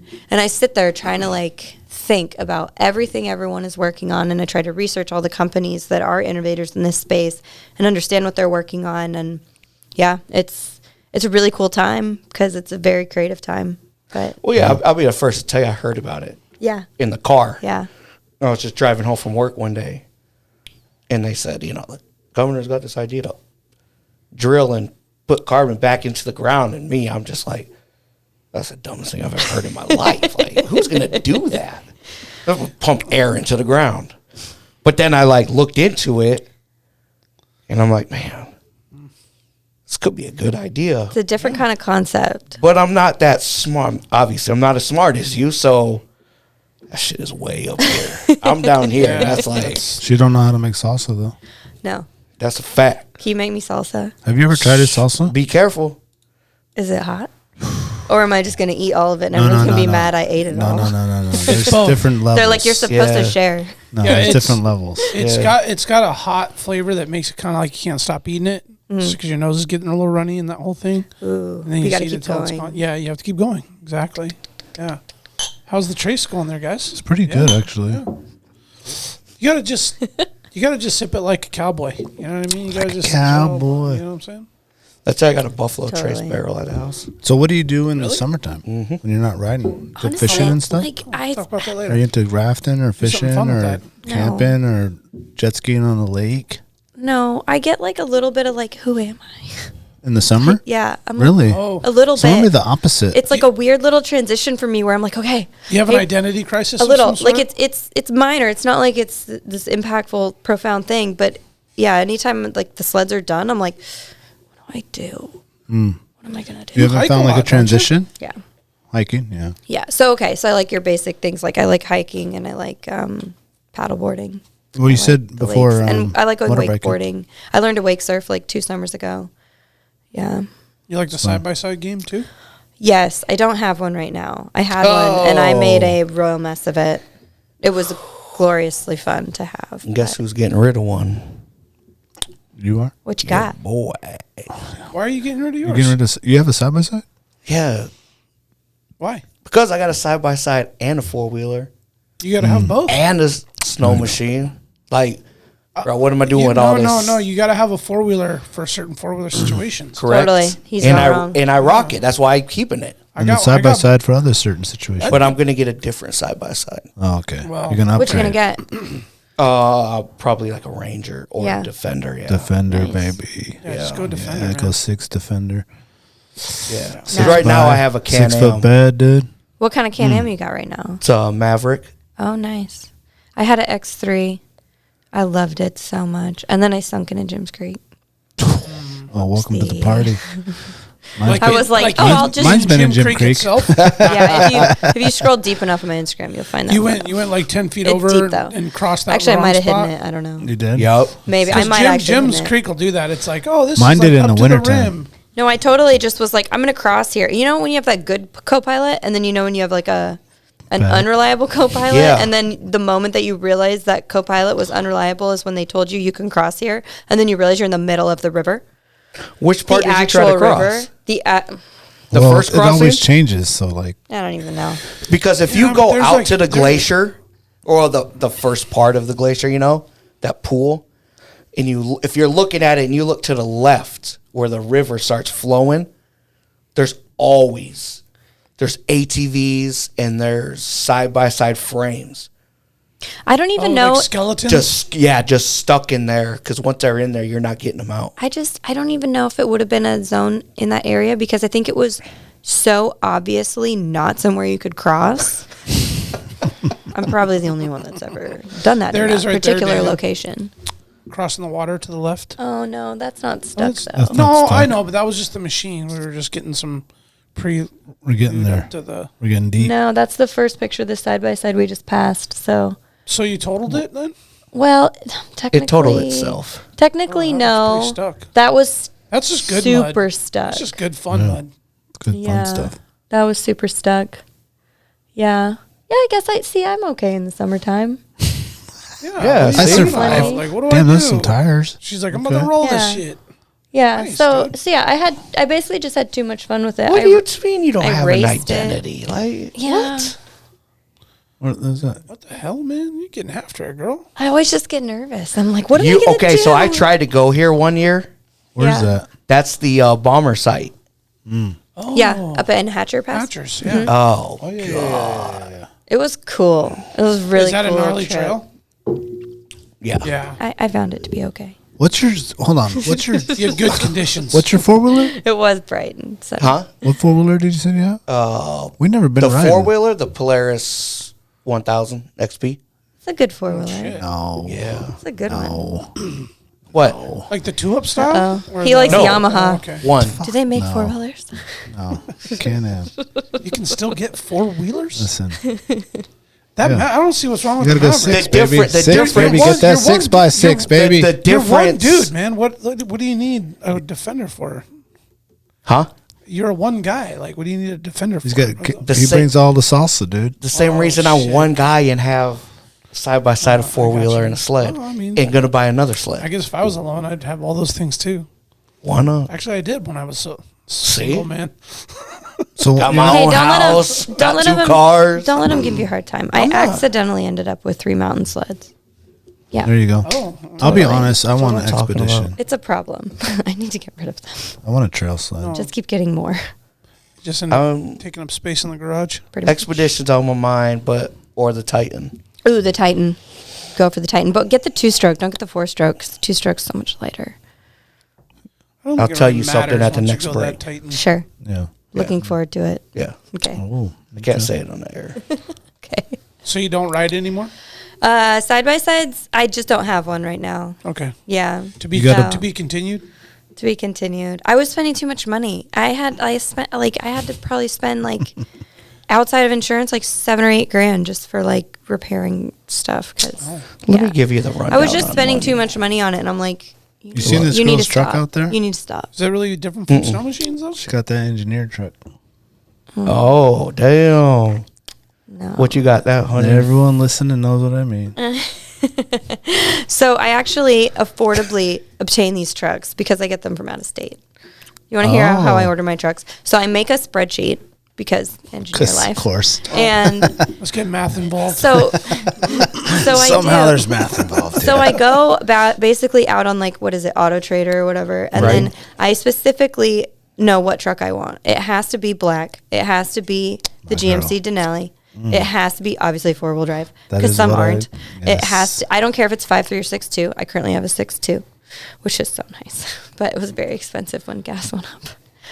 Very Never expensive. really does get inexpensive. And it has to have the longer bed because my sled deck won't fit in the You shorter are just hitting box. all the check marks. Totally. Yeah. So Mine's that's a the truck I 6.5 want. foot bed. That's the truck I want. And so Lost me at the gas. I go, I'm so sorry. I go look and I find every single truck that meets that, like listed on Auto Trader in the country. And then I put it on a spreadsheet and then I call, and I pull the prices. And then I put that on the spreadsheet in another column. And then I call the freight company and I ask for the quote to ship the truck from each zip code. And then I sort it and then I just start calling down the list. And it's more affordable than if you buy a truck in Fairbanks. My friend owns. Oh, yeah. My friend's family owns a dealership in Fairbanks, though. So every time he's like, "Why aren't you getting your trucks from me?" And so every time before I get a new truck, I text him and I say, "Hey, can you get me this truck?" And I specifically tell him. It's a good strategy. And he's never gotten it, and so then I always order it. But I give him the opportunity. price. Yeah. Yeah. Man. So you want the GM? Who's the GM dealer there? Or I don't know. Well, Jeans is Dodges. Yeah, and that's Jeeps. and She's that's got a my sled friend. bed on the back of her Denali. It has to fit the deck. Yeah. My girl is out here doing it. Yeah. The Arctic cat. So how do you do those quick day trips with the sled deck, right? Pretty much. It makes it easier. Yeah. I don't like pulling a trailer. Like I've gotten trailers stuck too many times. Well, I'd rather you get just have the flats deck. and fucking bearings and just everything. Yeah, Can it's you put a more side by stuff to side deal on that with. thing? Yeah. Technically, you can. Maybe not on mine. Certainly not on my truck because it's only a 1500. So couldn't carry the weight. Yeah, but a 4-wheeler On for mine, sure. yes. On what I suspect is a diesel. I have a nice. Diamondback. I don't know what that means. It's a tonneau cover, Okay. but it's made out of aluminum, Oh, and they're designed to carry ATVs and side by sides. that sounds super cool. So I It's took only my enough I room wanna for look at one- it. Only room for one thing. Okay. And the snow machine would hang way off of it, so it's really only applicable to like a 4-wheeler. Okay. Right. Interesting. so you could put. So I have a short bed. So if you have a long bed, you could put two 4-wheelers up there. Really? Yeah. Like so sideways? Here's the deal. So I could put two on mine. So if you look at the back of mine, it's got these square brackets on the back Yeah. because I have an extension that goes in Oh, is that there. what those are for? Yeah, there's an extension that. So one set of tires for the second ATV is on the bed. The other one is on the extension. Really? That's why I have that long hitch hanging out of the back of the truck, so that when you're pulling the camper, it keeps that extension away from hitting the camper when you're turning. Nice. So you Okay, could put, I was wondering about that extension. so you could put two ATVs up there. Okay. Yeah. All right. That's interesting. Okay. All right. I'm trying to visualize it, but We'll have to go I'll out just there and take a check look it out. at it. Yeah, Okay. yeah. That sounds cool. It's a dirty. It's silver definitely truck way on it. more sleek than like the sled bed. Yeah, That thing like protrudes on the side, Well, I on can the back. close it. Can you go through like the laser car wash? I don't go. I mean, I I think make I can. all my decisions on if I can go through the laser car wash. I think I can, but there's pins that are man supposed fucked to up. keep it. I can't do it now. This What shit's happened? dirty. I See? just got like a canopy's like just a little bit too tall. 1 inch. Oh, so you can't go through. So I want to it. get the old man little Yeah. rise. Sure. Yep, you fucked And I was up. like, oh yeah, my truck's a little bit high in the air, so I was like, Do oh it. yeah. I went in there, was dinking got that 7 lip. foot- That's that Yeah, I hit the washing 7 machine and I dishwasher. hit the set. fucking lip. Yeah, right there. well, I can put my snowblower in there. Like, Yep. I'm like, you're officially a fucking middle-aged man. That's- You got a canopy that's with that a- That's how you know. Yeah, That's that we dad up here, shit right there. Christina. We old. Okay. Yeah. They are Oh, okay. still young in the Like, heart. speak for yourself. Still young in the heart. Talking about heart. Gray ass All beard. right. You didn't even take a shot though. That's Huh? fantastic. He's The young one. Young buck. he's got work to do. Thank you. Oh, okay. I want to bring this up real quick, and you might not have heard about this, but everyone else in the world has. Well, I've been in Fairbanks. Have I? Yes, you have for sure. I already know where we're going. Okay, so Sierra's been working when on Sierra was here, Oh. we had a conversation about Adrian's next tattoo. No, Morgan. Well, Adrian, let me finish. Oh, okay.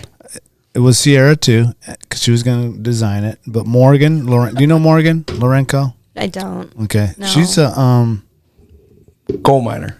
she's Fairbanks. No, Palmer. Palmer. Okay. Oh, Anyway, gold miner, cool. badass. Yeah, it sounds On cool. Gold Rush, the show. Oh, I watched the show. She's on it. You've probably seen Okay, her. Anyway, cool, she was cool, on cool. the show, and so we had convinced or talked to Adrian about getting his next tattoo, which was supposed to be a slice of pizza because he's got a burger, he's got a hot dog, and so Morgan's family it. owns Pizza Delphi Yep. in Palmer, the pizza place.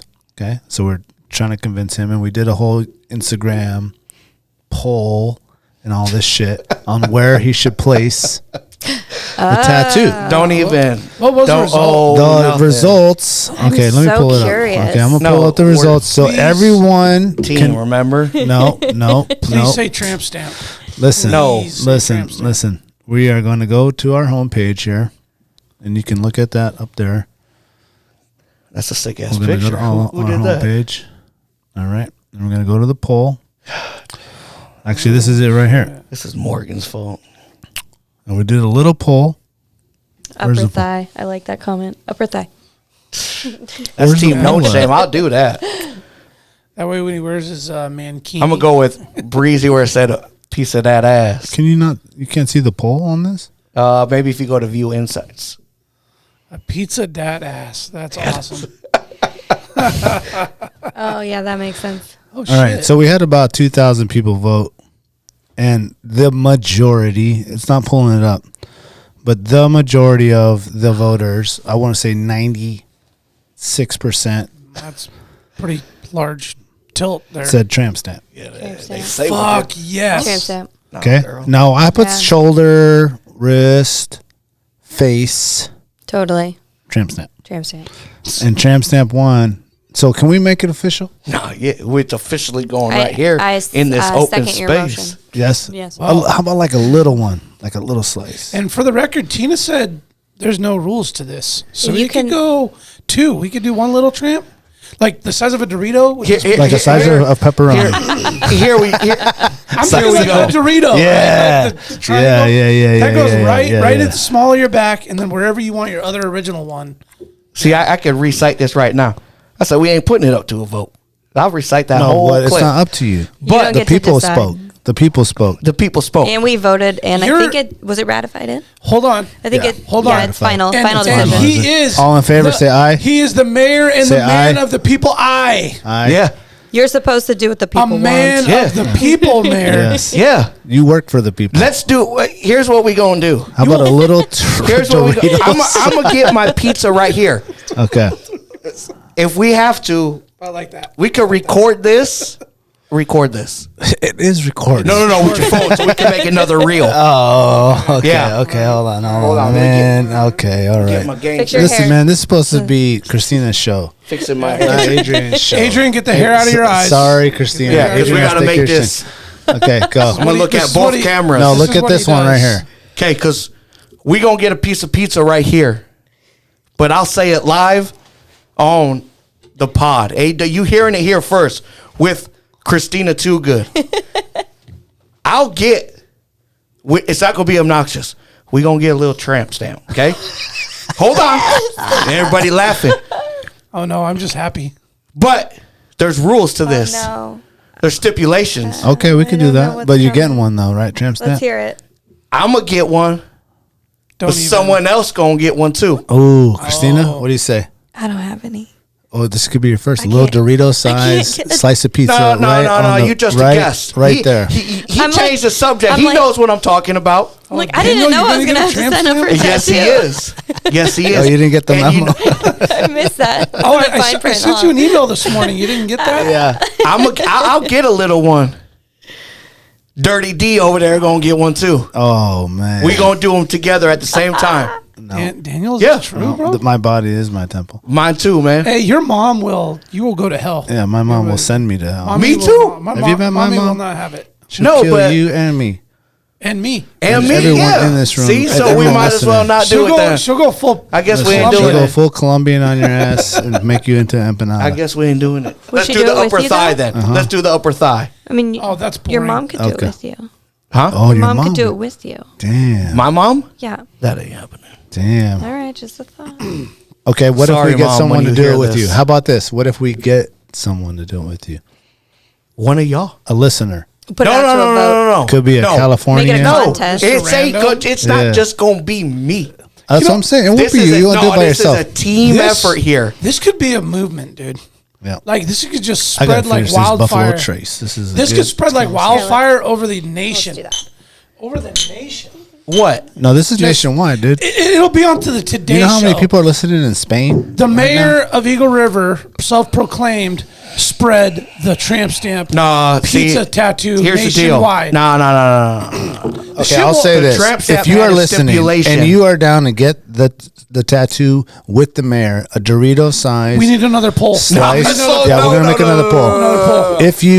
If you, what I deal with? Can you film me on this? Hold on, If you, hold on. Wait. No,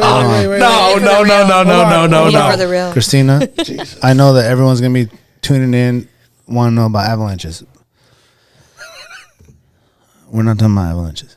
We're talking about Dorito size pizza tattoo. No, the pizza's going here. We got something else. On the tramp stamp. If there is one listener, just one, in our thousands and thousands and hundreds of thousands of listeners across the world, Hundreds of thousands, maybe millions. if there's only one person that would get a Dorito size slice, we will pay for it, tattoo Wow. I love it. on the small of your back I love this. where they say tramp stamp. We'll pay Air for it, quotes. and then our man, the mayor, Adrian, will get the tattoo too. my Do you son. agree? Yes or no? If you do it, yeah. No, I said a fan. A fan decides. I got 10 seconds. I'll get back to you on that. No. I'll get back to you on that. We'll make them do it. I Deal. like it. 'Kay. Okay.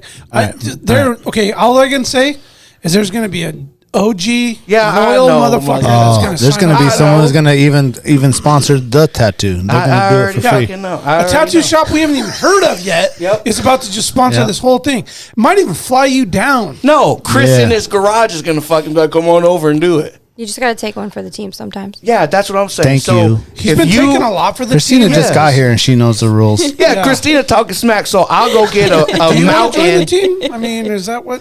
Yeah, she joining. We need I mean, another I engineer. have in I have our a team strict here. no tattoo rule. Straight. Her body Just is her 'cause temple. I don't I have- don't, we do have, scar- I don't have it. I made Listen, it this far without one. we do Why- scars, Yeah. dude. We don't might do as well. tattoos. I got scars too. we're You down see to get that? scars. That's We're that down to get OG scars. gangster scar wherever it's at one of these eyebrows. The teardrop. Back in the day, remember they used to, They'd Yeah, I like cut it remember in. yeah, they'd cut it in. My shit's natural. Wild. Yeah, natural. It's like a You know- Alaska you know wild. what? Jumping on the bed as a kid. When you get the tramp stamp, make sure for them We to do your ain't- eyebrows we too. ain't doing no Like tramp the fucking permanent. No, it's already official, dude. I ain't nothing official. Yeah, we'll be right back. I'll get a thigh tattoo. No, if we have to hold you down, you're gonna get one.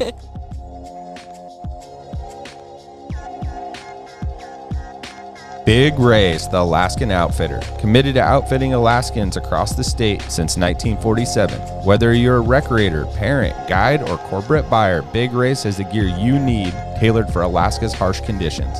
At Big Ray's, you'll find brands like Carhartt, Grundens, Darn Tough, FXD, Okiwear, and more. Big Ray's is your one-stop shop for both outdoor gear and rugged work attire. Check out their new exclusive line of durable but affordable waders, inspired by and named after the majestic Aralak River in remote western Alaska. The Aralak wader was designed by Alaskans and proven for the diverse waters of the last frontier.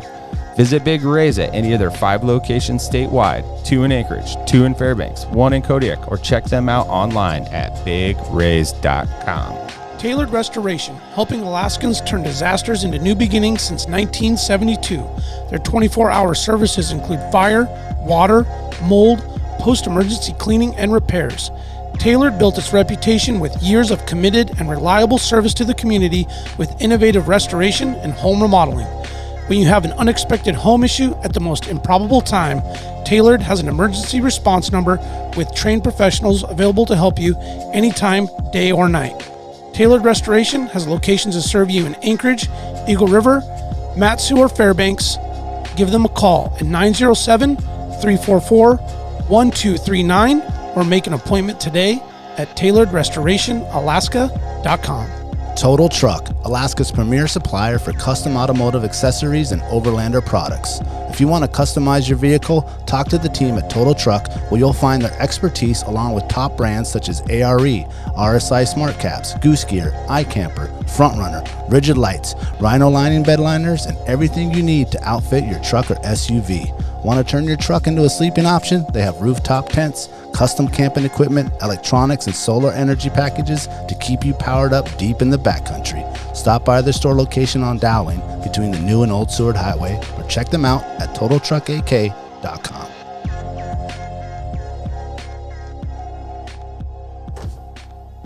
Let's get it fully fracked. All right. Well, while the mayor's in the bathroom, listen, we're gonna make this motherfucker do this shit. So y'all know. Yeah. Can confirm it's happening. Definitely got to get that. I got some leftover pills from the knee surgery. We're gonna get them. Get them fully tatted. Okay, so we're gonna jump into the avalanche talk, but before we jump into avalanche talk, we have some avalanche trivia Oh no, to make sure that you are I didn't get the email. Are you capable. Are you really an expert in avalanches? Yeah, we're about to find out. Great. Nobody's watching. Can't wait. Let's do it. Can you break down an avalanche like a frack well? That's what I want to know. Yeah. Ooh. I guess we'll find out. I'm interested. Oh. Layer by layer. You don't know about this though. Scared me with the music. Listen, if you're not watching on YouTube, you got to go right now It to seems that Alaska my Wall emails Project. went to junk mail. Yeah, it seems like they maybe didn't get sent. Oh, you know what? There is some. She actually emailed me. She's like, "Is this still on?" I was like, "Dang, I was supposed to remind you." I was planning out my week. We have other. I know. Thank you, though. Thank you, because She's a very we get structured. busy. She's a very structured gal. Yeah. Can we get a little bit more trace Oh, you up like in here? that? Hold Yeah. on. So Yes, a massa. no. Oh, shit. Wait. Oh, you know what I just thought of for the stamp?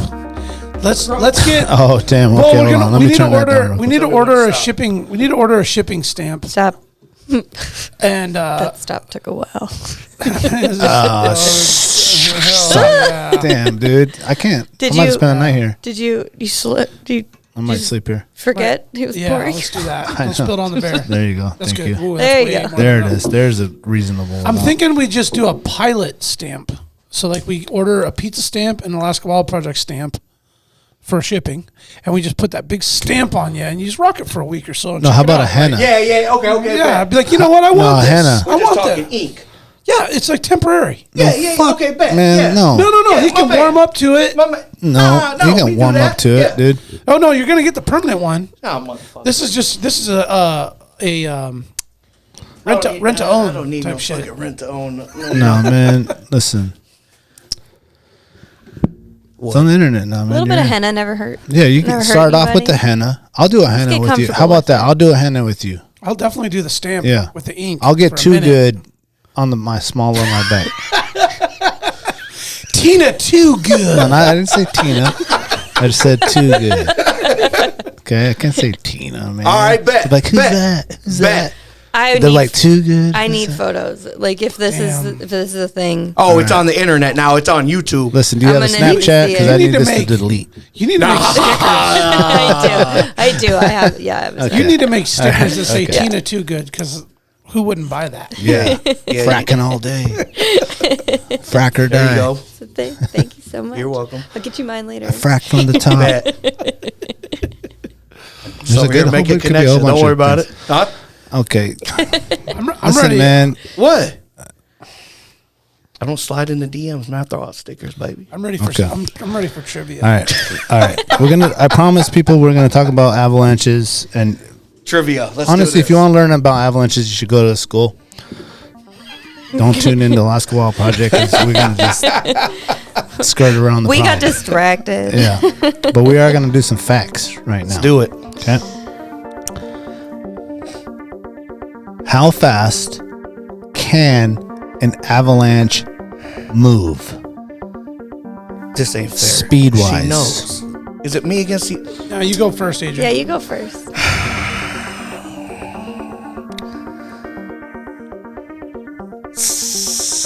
70 miles an hour. Yeah, I was gonna say like 60 to 80s probably. We need an exact number. Oh, what? Come on, engineer, Oh, like, figure yeah, it out. Is it Let's say 80. 80? Okay. Could be off, but Yeah, let's say 80. I'm gonna go with 68 miles per hour. You're the first person to actually get a trivia answer exactly correct. Weird. 80 miles per hour within about 5 seconds. That's is the accurate, answer. yeah. Holy shit, 5 Fast. seconds? Fast. 80 miles an hour within 5 seconds. Yeah. Jesus Christ. It's like me running, baby. That must be a really steep one. Yeah. I don't know. It's Big gotta one. be. It's a big one. Man. Yeah. What's the density of light, fluffy snow in pounds? Sugar snow? Could be. Okay. Per gallon. So like pounds per gallon. If a gallon of that snow, what does that weigh? A gallon of sugar snow, I would say, probably weighs 11 pounds. 11 pounds? a gallon, so that's a milk jug full of sugar snow. Or gallon bucket. I would say not even. You said a gallon, right? That's what I said. Yep. Affirmative. I don't know, like maybe 1 or 2 Maybe a pound. pounds. 1 or 2 pounds. Maybe a pound. Zero. I'll go with a pound. 0.41. Yeah. pretty light. 0.41 pounds. Yeah. Way off. Way off. Yeah. I was thinking maybe just heavy wet snow. Well, yeah. Yeah, that's Well, gonna weigh a lot that's why I more. said light, fluffy, like sugar snow. I've got Like your snowfall snow, your winter I wonderland. spent 4 Yeah. hours shoveling the boat out yesterday, and I can tell you that Oh, right now is the gallon- worst a time to gallon be of fucking snow shoveling. is not Yeah. 0.4 Dude, I tried to pounds. shovel out the motorhome. It weighed more. Holy shit, dude. I mean, I was like, I'm pretty sure I just right. scooped 11 to 15 pounds up at least 500 fucking times to shovel that boat out. You're ready for one of my I classes. woke up this morning, I'm like, oh God, what the fuck did I do? I wake up just like that, just because. Well, I do that too. What percentage of avalanche victims survive if they are recovered after the first 15 minutes? What percentage of avalanche victims survive if recovered after the first 15 minutes? 37%. Oh, after the first 15 minutes. 37%. So it takes you 15 minutes to dig them out. Right. Probably pretty high. I would And, probably. and let's go within. Let's go after and within. Within 15 minutes? Yes, within and after. Within 15 minutes, I would give you.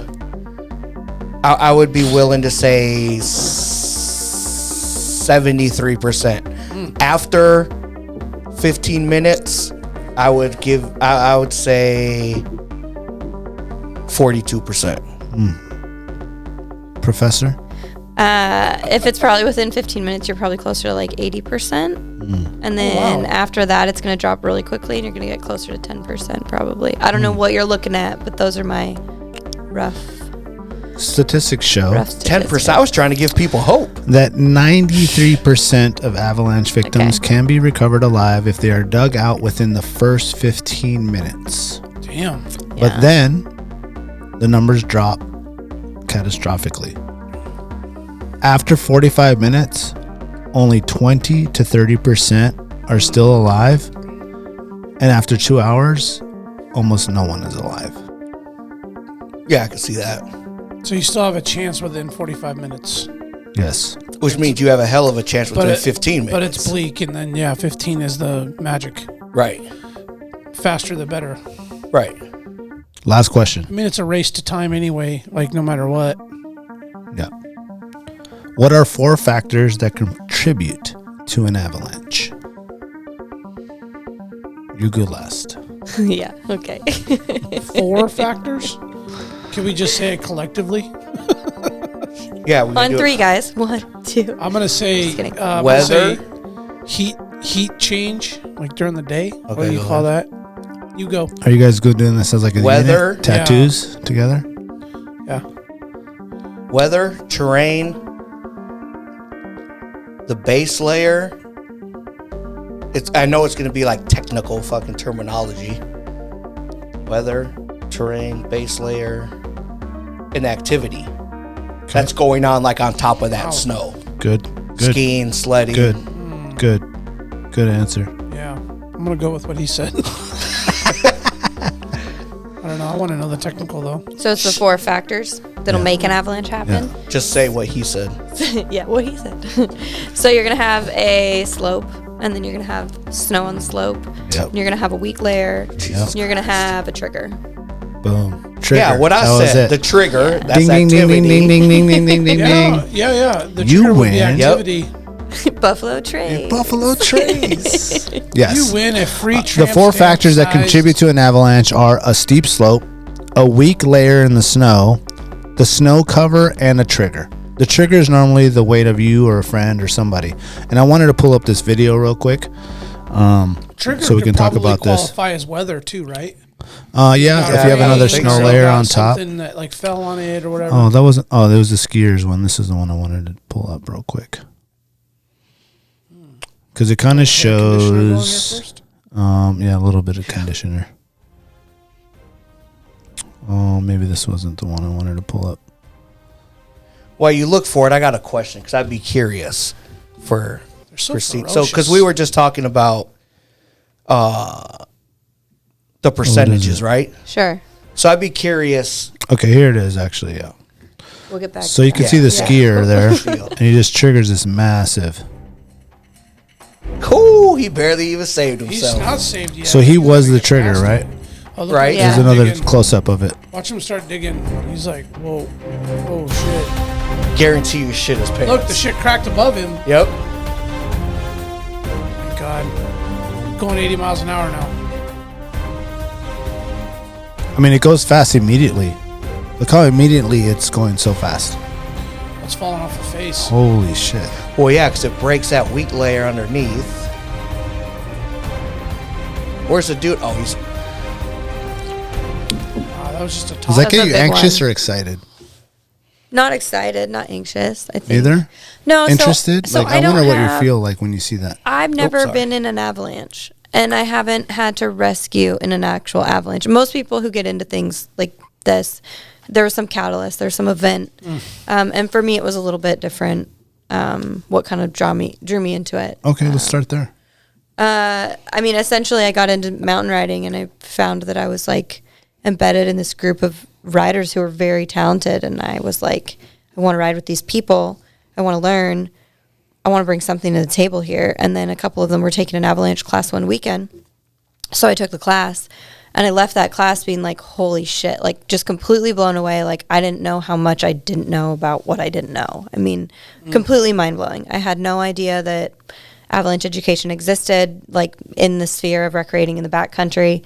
And as a snow machiner, you really didn't have to, because I mean, for so many decades, the snow machines wouldn't get you really up into like super heavy avalanche terrain. And so then it became this thing where I was like, if I had no idea about any of that, and I feel like I'm a fairly educated person, like I like to dive into technical subjects and like read books and, you know, go to school and whatever.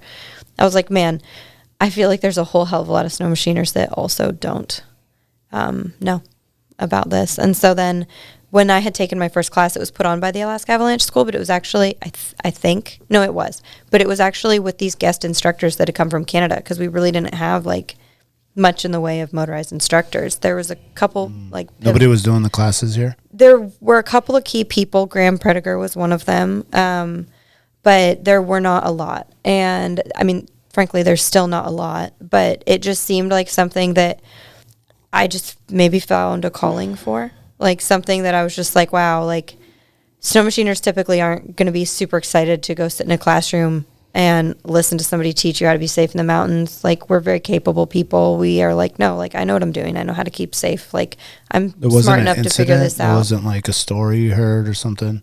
Not for me. No, it was more like, I feel like I can be a really good bridge for this. Like, there's a need here. Who's going to fill this need? I can do it. Like, I understand the snow machine community enough, like coming from Fairbanks and then like being newly part of the snow machine community in Anchorage. But I just felt like it was something that I was like, this is going to be part of my life for a long time going forward. You wanted to be part of a solution and Do you think there was some fear in there? Like maybe like, I should Maybe. know this, like other people should know this? Maybe. I don't know if that was just uniquely to me or if that's more of a female trait, because statistically it's not women that are getting caught in or passing away from the avalanches. There's a few times that I know that it's happened, but it's rare. So that might be just a feminine trait. We're a little more risk averse.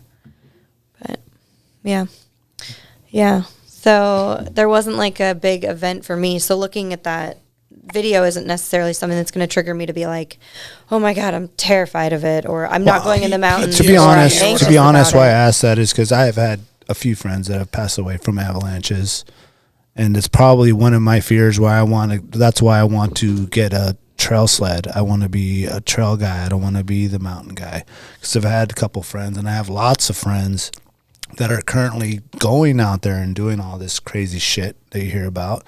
They're going deep. They're going back and turn again. They're going Lost Lake. They're going all these places every single weekend. And after seeing a couple of friends over the years pass away because of direct avalanche thing, I think that is probably why I'm like, I don't really want to go that route. You know what I'm saying? I want to be safe because I have other things to live for. Sure. You know what I mean? Yeah. So I was just curious on that. Like, what was the... No, I mean, there were some personal components to it just from when I was in middle school, there was a girl who was 1 grade ahead of me, and she died in an avalanche one weekend and never came back, and her dad passed away with her. And, I mean, I remember that, and I remember seeing, like, her little sister and just keep being at school, but her... Do you think maybe like that little trigger back there? Maybe it could have had some effect, but I think it was more so like... I want to be able to handle if something goes wrong. Like, I don't want to be out there and wish that I had done more to understand more, to be more prepared. And part of it was like, man, I just took a level 1. I learned so much about like what exists out there. That doesn't make me an expert. That doesn't make me proficient. Like, I need to go get proficient at this. And so for me, like going and learning to like more in depth of a level makes me feel even like more competent to maybe some people just naturally are like, I took a level 1, now I'm competent. Yeah. But I don't know that I saw it that way. I've taken many like little like classes where it's like a 2-hour or it's a 4-hour, and I've grew up my whole life here. I still don't feel like I know what it is. And I somewhat disagree with you on like, whereas there's not as much information. I feel like there's a lot of information now. There's a lot of classes. There's forecasts.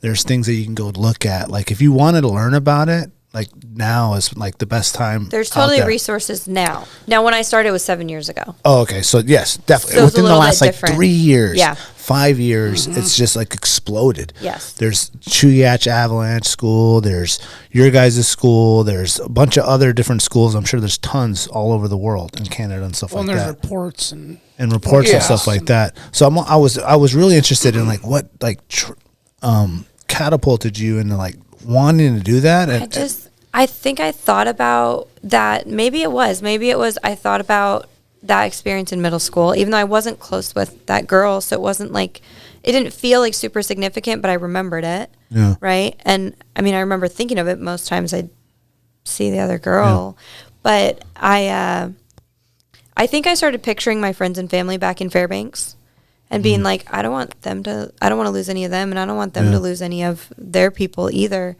And are there avalanche classes up there? And then there weren't. And so the ski community has been really strong for a lot of years. But the snow machine community, a lot of it, like there wasn't like board representation for motorized users. And so a lot of it wasn't necessarily intentional, but there just wasn't a lot of geared toward that. Yeah, so there wasn't a lot of like making sure that snow machiners knew how to access the courses, or that the courses were designed for motorized users and you can take your sled out. Like I don't teach the human powered courses because I just don't have the backcountry skills to be able to like be an expert back there. Like I can snowboard, but I'm not going to go be an expert in the backcountry to be like teaching and guiding people for 2 days. Well, what do you think it takes to feel proficient? Because you've already like explored it, you're doing classes, you're teaching classes. Do you ever actually feel like, I know the signs, I know all the triggers, I know what we're looking for, I know when there's danger around? Or is it still like a lifelong learning thing? No, I think it's a lifelong learning. Like you need to be prepared. So So there is two very different communities in the state here. The community down here in the Anchorage area in South Central, it is very well resourced in the sense of there's forecasts and there's a lot of access to courses. There's numerous courses. There's rescue courses. There's level ones. There's a lot of different. Well, and access maybe to the mountain ranges. Totally. The different mountain ranges. Yeah. Right. Versus Fairbanks, you got Summit and then Cantwell and then. Right. But we've got the Talkeetnas, the Kenais. You can ride the Chugach Mountains, go to Valdez, like all of it. And all those places essentially have a forecast that's fairly relevant to them. So someone's tracking the weather, which whether it was windy or whether it was warm or whether it got cold or whether it was snowing or whether it was raining, all of that's going to affect the stability and then the avalanche hazard. And so then you have somebody who's going out there and checking it and making a forecast. And so we have pretty easy access to information, and observation platforms are really contributed to. It's really strong. There's a really strong presence of that culture down here. Go a little bit further north, Cantwell, Summit. So it's an area thing. It's not there. And there's just not the population for it. And then... Or the risk. To an extent. But I think, you don't have weather stations that really adequately, track the snow for Cantwell, for a backcountry recreationalist purpose that I've necessarily found. I could be wrong. There could be one out there. Do you think it's an activity thing? There's more activity happening around these mountains. There's more people down here to, I think, to do it and the to be population involved. is a big... per capita, Absolutely. almost kind of thing. Yeah, and so really, my primary focus was, how do I go and make sure that everyone I know has access to this education, that there's courses in their area, that it's not prohibitive for them to access it because it's too expensive or because it takes too much time to travel or it's more expensive to have somewhere to stay because, if the class at Turnagain, I live in Anchorage, easy. But if the class is in Turnagain and I live in Fairbanks, that's a haul. Most likely not going to go. Yeah. And so Fairbanks doesn't have, the Eastern Alaska Range, area. There's no forecasts. We have a weather station up there. Our observation platform, it's out there, but it's limited, the feedback that we get, and we're always pushing for it. But it's tough because the population is smaller. It gets colder, so people don't always go, and then everyone goes. Yeah. So it's kind of like a mystery. You kind of just have to go out and figure it out. And so... and probably some people like that. Totally. There's totally a culture there because where we like... where we live is let's go where we don't know. Yes. You know what I mean? Yes. And so...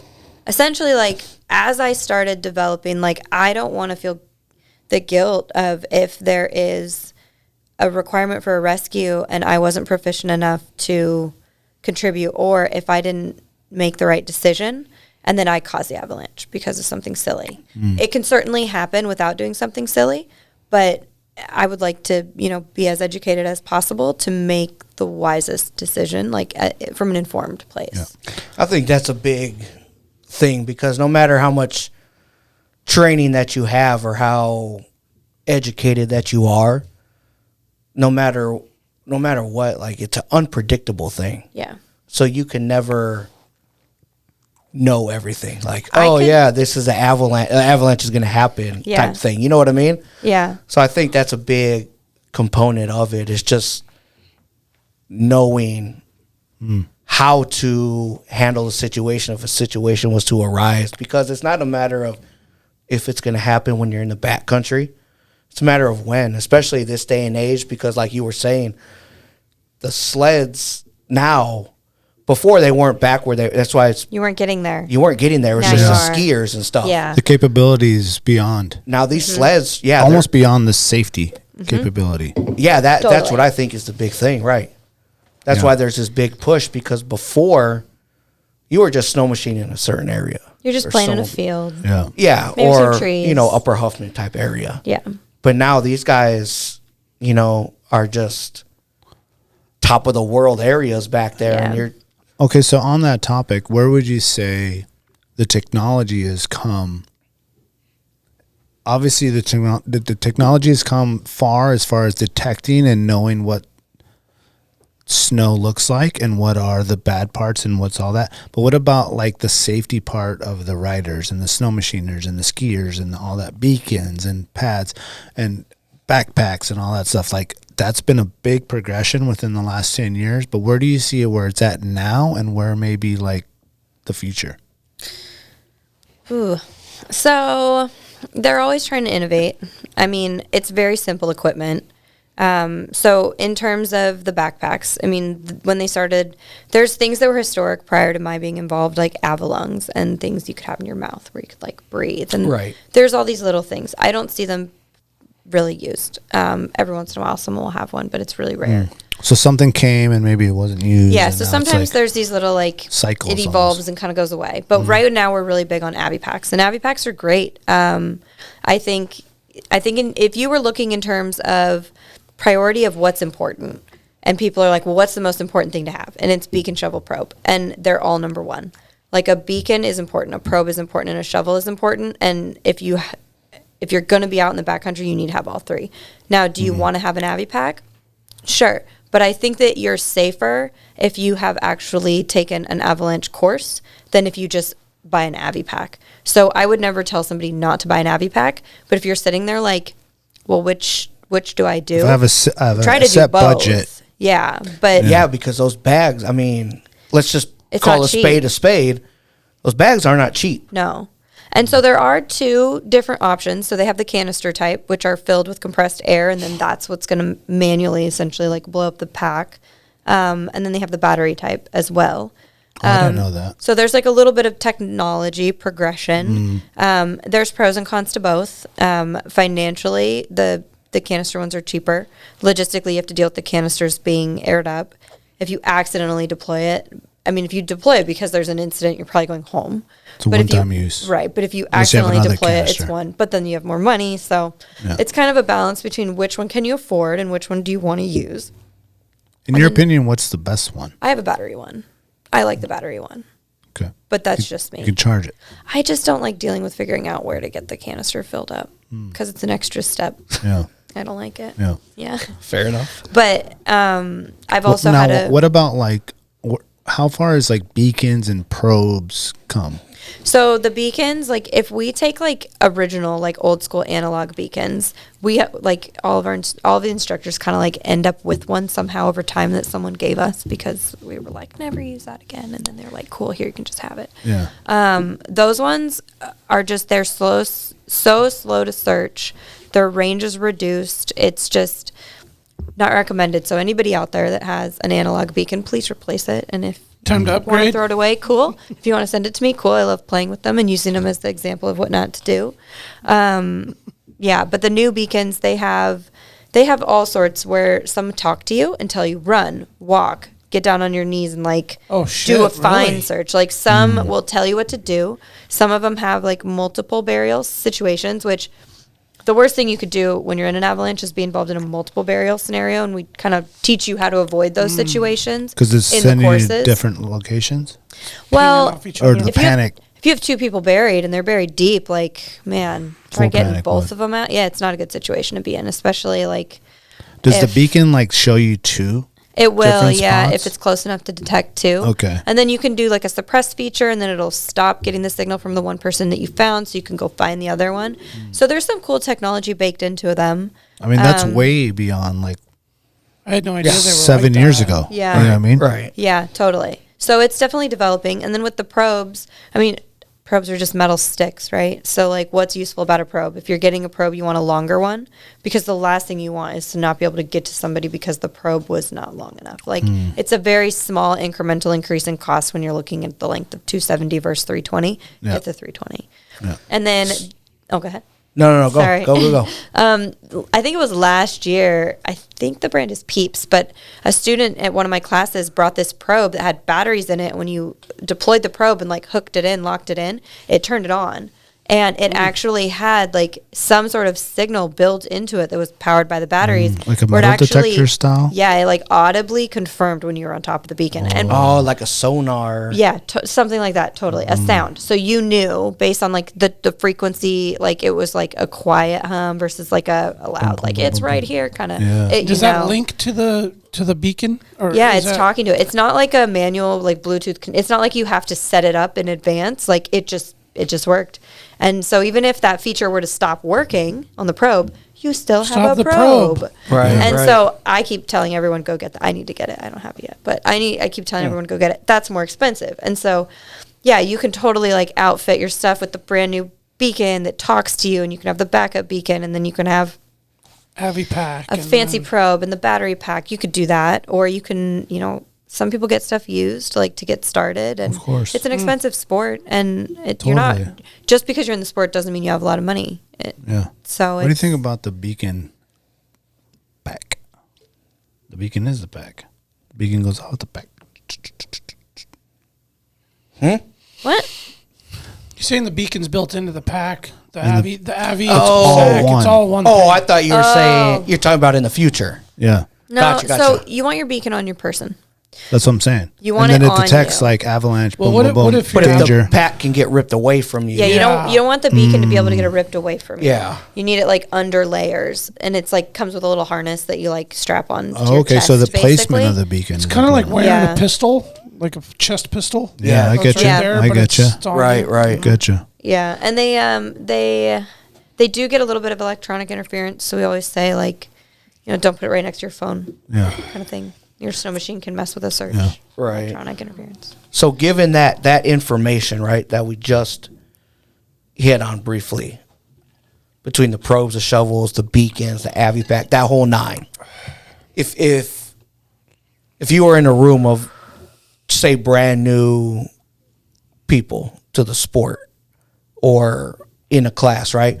What would be your number one, I guess, piece of advice to a new group of riders that are going to go explore the backcountry, so to speak, for the first time? Like step one, or Yeah, like if there was one piece of advice, like, if you don't take anything, take this away from me So if you had, before you ride out to Lost Lake. I could so to say speak. take a course, but the reality is the courses are offered like, we have a good amount offered now, but they're still infrequent from the Right. standpoint of you're probably going to be out riding before you get your course in for the season. Correct. So have your beacon, shovel, and probe, practice with them. Watch the videos that you can find either on YouTube or like Backcountry Access's website has some good stuff. Probably some of the other providers have some good videos. But take that step to watch a few videos, educate yourself on how to use the equipment. If you can handle it, read the book about how the beacon works. I like to keep my book with me and read it to my friends while we're driving the mountains sometimes to refresh them. They love when I ride with them. I end up driving myself alone a lot. I don't know why. Car's full. Sorry, okay, Christina. square pants. Read us the fucking manual. But just practice a little. this Just could because come in you have handy, it. assholes. I'm like, I want you to be able to save me. I'm being selfish right now. So that's why you were Totally. working on that audio book. Got it. Totally. That's right. Yeah. Well, and I would say one piece of advice that came to mind with that comment about reading it in the truck with your riding partners was that, like, oh, I'm going to go take an Avi class. Well, good for you going, Right. taking an Avi class. Well, why don't you and your three best riding friends, partners, that you all went out and picked out the sleds together, and somebody got a 4-place trailer so we could trailer together, and you got your riding group. All of y'all need to do it. That would be a strong suggestion. Like, you and your group go take a class so that everybody learns this information, so that, God forbid, any one of us gets stuck or multiples of us get stuck. We've all got the training, because what is good as the training if like one person takes it seriously and the other guys are like, I just drink Jaeger and ride. You know, like Right. everybody needs to know how to save each other, right? Right. It's. I mean, I know we'll probably get flack for it, right? Well, Like, well, when I say it, but the comments will probably Get roll. ready. Yeah. Everyone's about to get real mad. it's one about you- podcasts. You can say whatever you want. Yeah. You have to have car insurance to own a car. Well, you're supposed to, right? So it's almost like, what the hey, state says. if you want to buy a mountain sled, well, in order to insure it, you got to have this course, Oh, that would be the shit. or your insurance is going to be Oh, I like, SR22 I like insurance that. type I thing. like you know what I that. mean? Yeah. Yeah, Sounds like you're people aren't gonna like that. impeding on my freedoms. Yeah. Well, it's like it kind of goes hand in hand with everything that's kind of asked backwards about Alaskan power sports. You could have all the money in the world and go buy a $400,000 boat. Yes. Never trailered a boat or done it, and then dunk that fucking thing in Whittier and forget to put the plug in or bump into all your 100%. boating neighbors. okay, buy a $20,000 snow machine. Right. I've actually never loaded it up on a tilt snow machine trailer as you launch it over into the back of your truck. Like, I love there's those just a lot videos. of things that, people don't necessarily know how to do that. Honestly, you should have a course on loading and unloading a snow machine, strapping something down, trailering a trailer. I mean, there should be a lot of certifications you should get before you should ever even hit the road. I'm with you, but I think when This it is comes America, to this, and you this should is just be able to go do it. well, yeah, Go do it. you go do it. Learn the hard way. Yeah, Totally. I am a learn the hard way Break people's hearts. Yeah, person. got to. But I mean, Well, let me ask you this. I'm with you on that, Let me though. ask you this. That's- Something that the actual listener right now can look out and be like, this is not the good condition.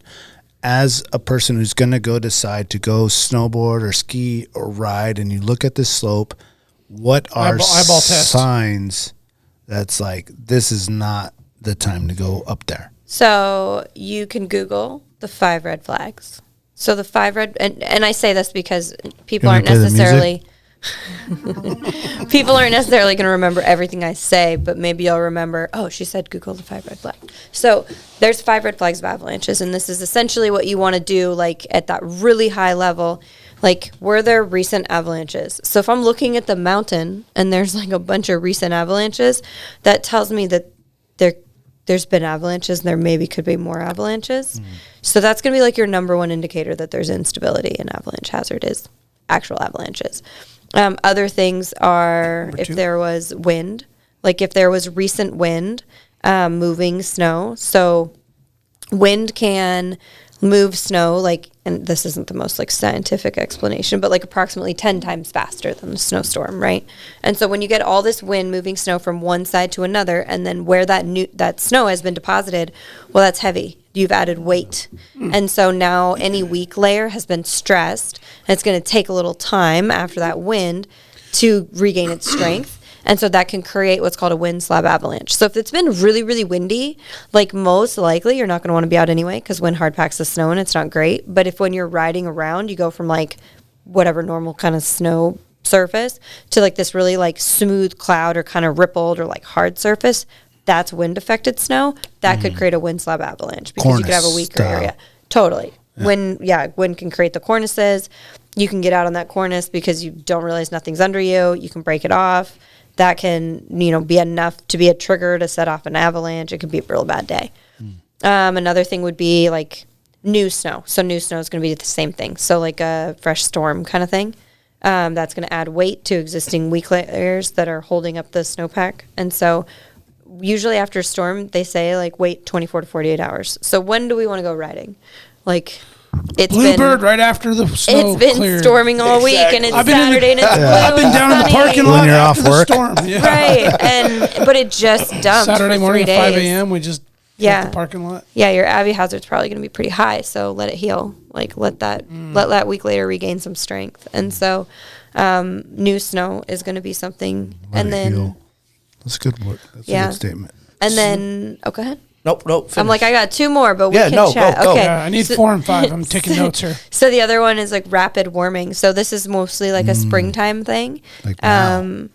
That's why we're we want to moving have you into in it. now, because we Totally. know now is the time. Yeah, so when it gets warmer, like you might go out in the morning and your snow's, it's like cooler in the morning and it's like the sun's not up or it's just like coming up and everything's like softer but not like too soft. Anyway, in the afternoon, there's a crust. It's warm and it's melted, and essentially, without getting too nerdy here, snow strength is always changing.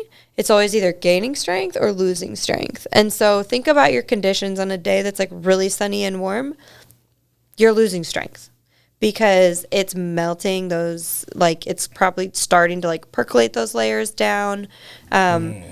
Now, a true avalanche nerd might call me out on what I just said, because if it is like a nice warmer day, it's possible that could actually be helping it gain strength. But I'm talking By about these packing like it down and settling it. like just making it a little bit more rounded and cohesive, and want to be more like your snowball snow that likes to bond, that likes to make friends, Yeah. basically. But I'm talking about really sunny, warm days where it's just those epic spring days that the daylight's back Yeah, and the it's hoodie warm and days. it's sunny. So And when you're stoked to going go. home, is when you're going to have a higher avalanche risk. On the way back. Yeah, because it's going to have been affected by that all day. So keep your head How on do a you swivel. spot an avalanche nerd?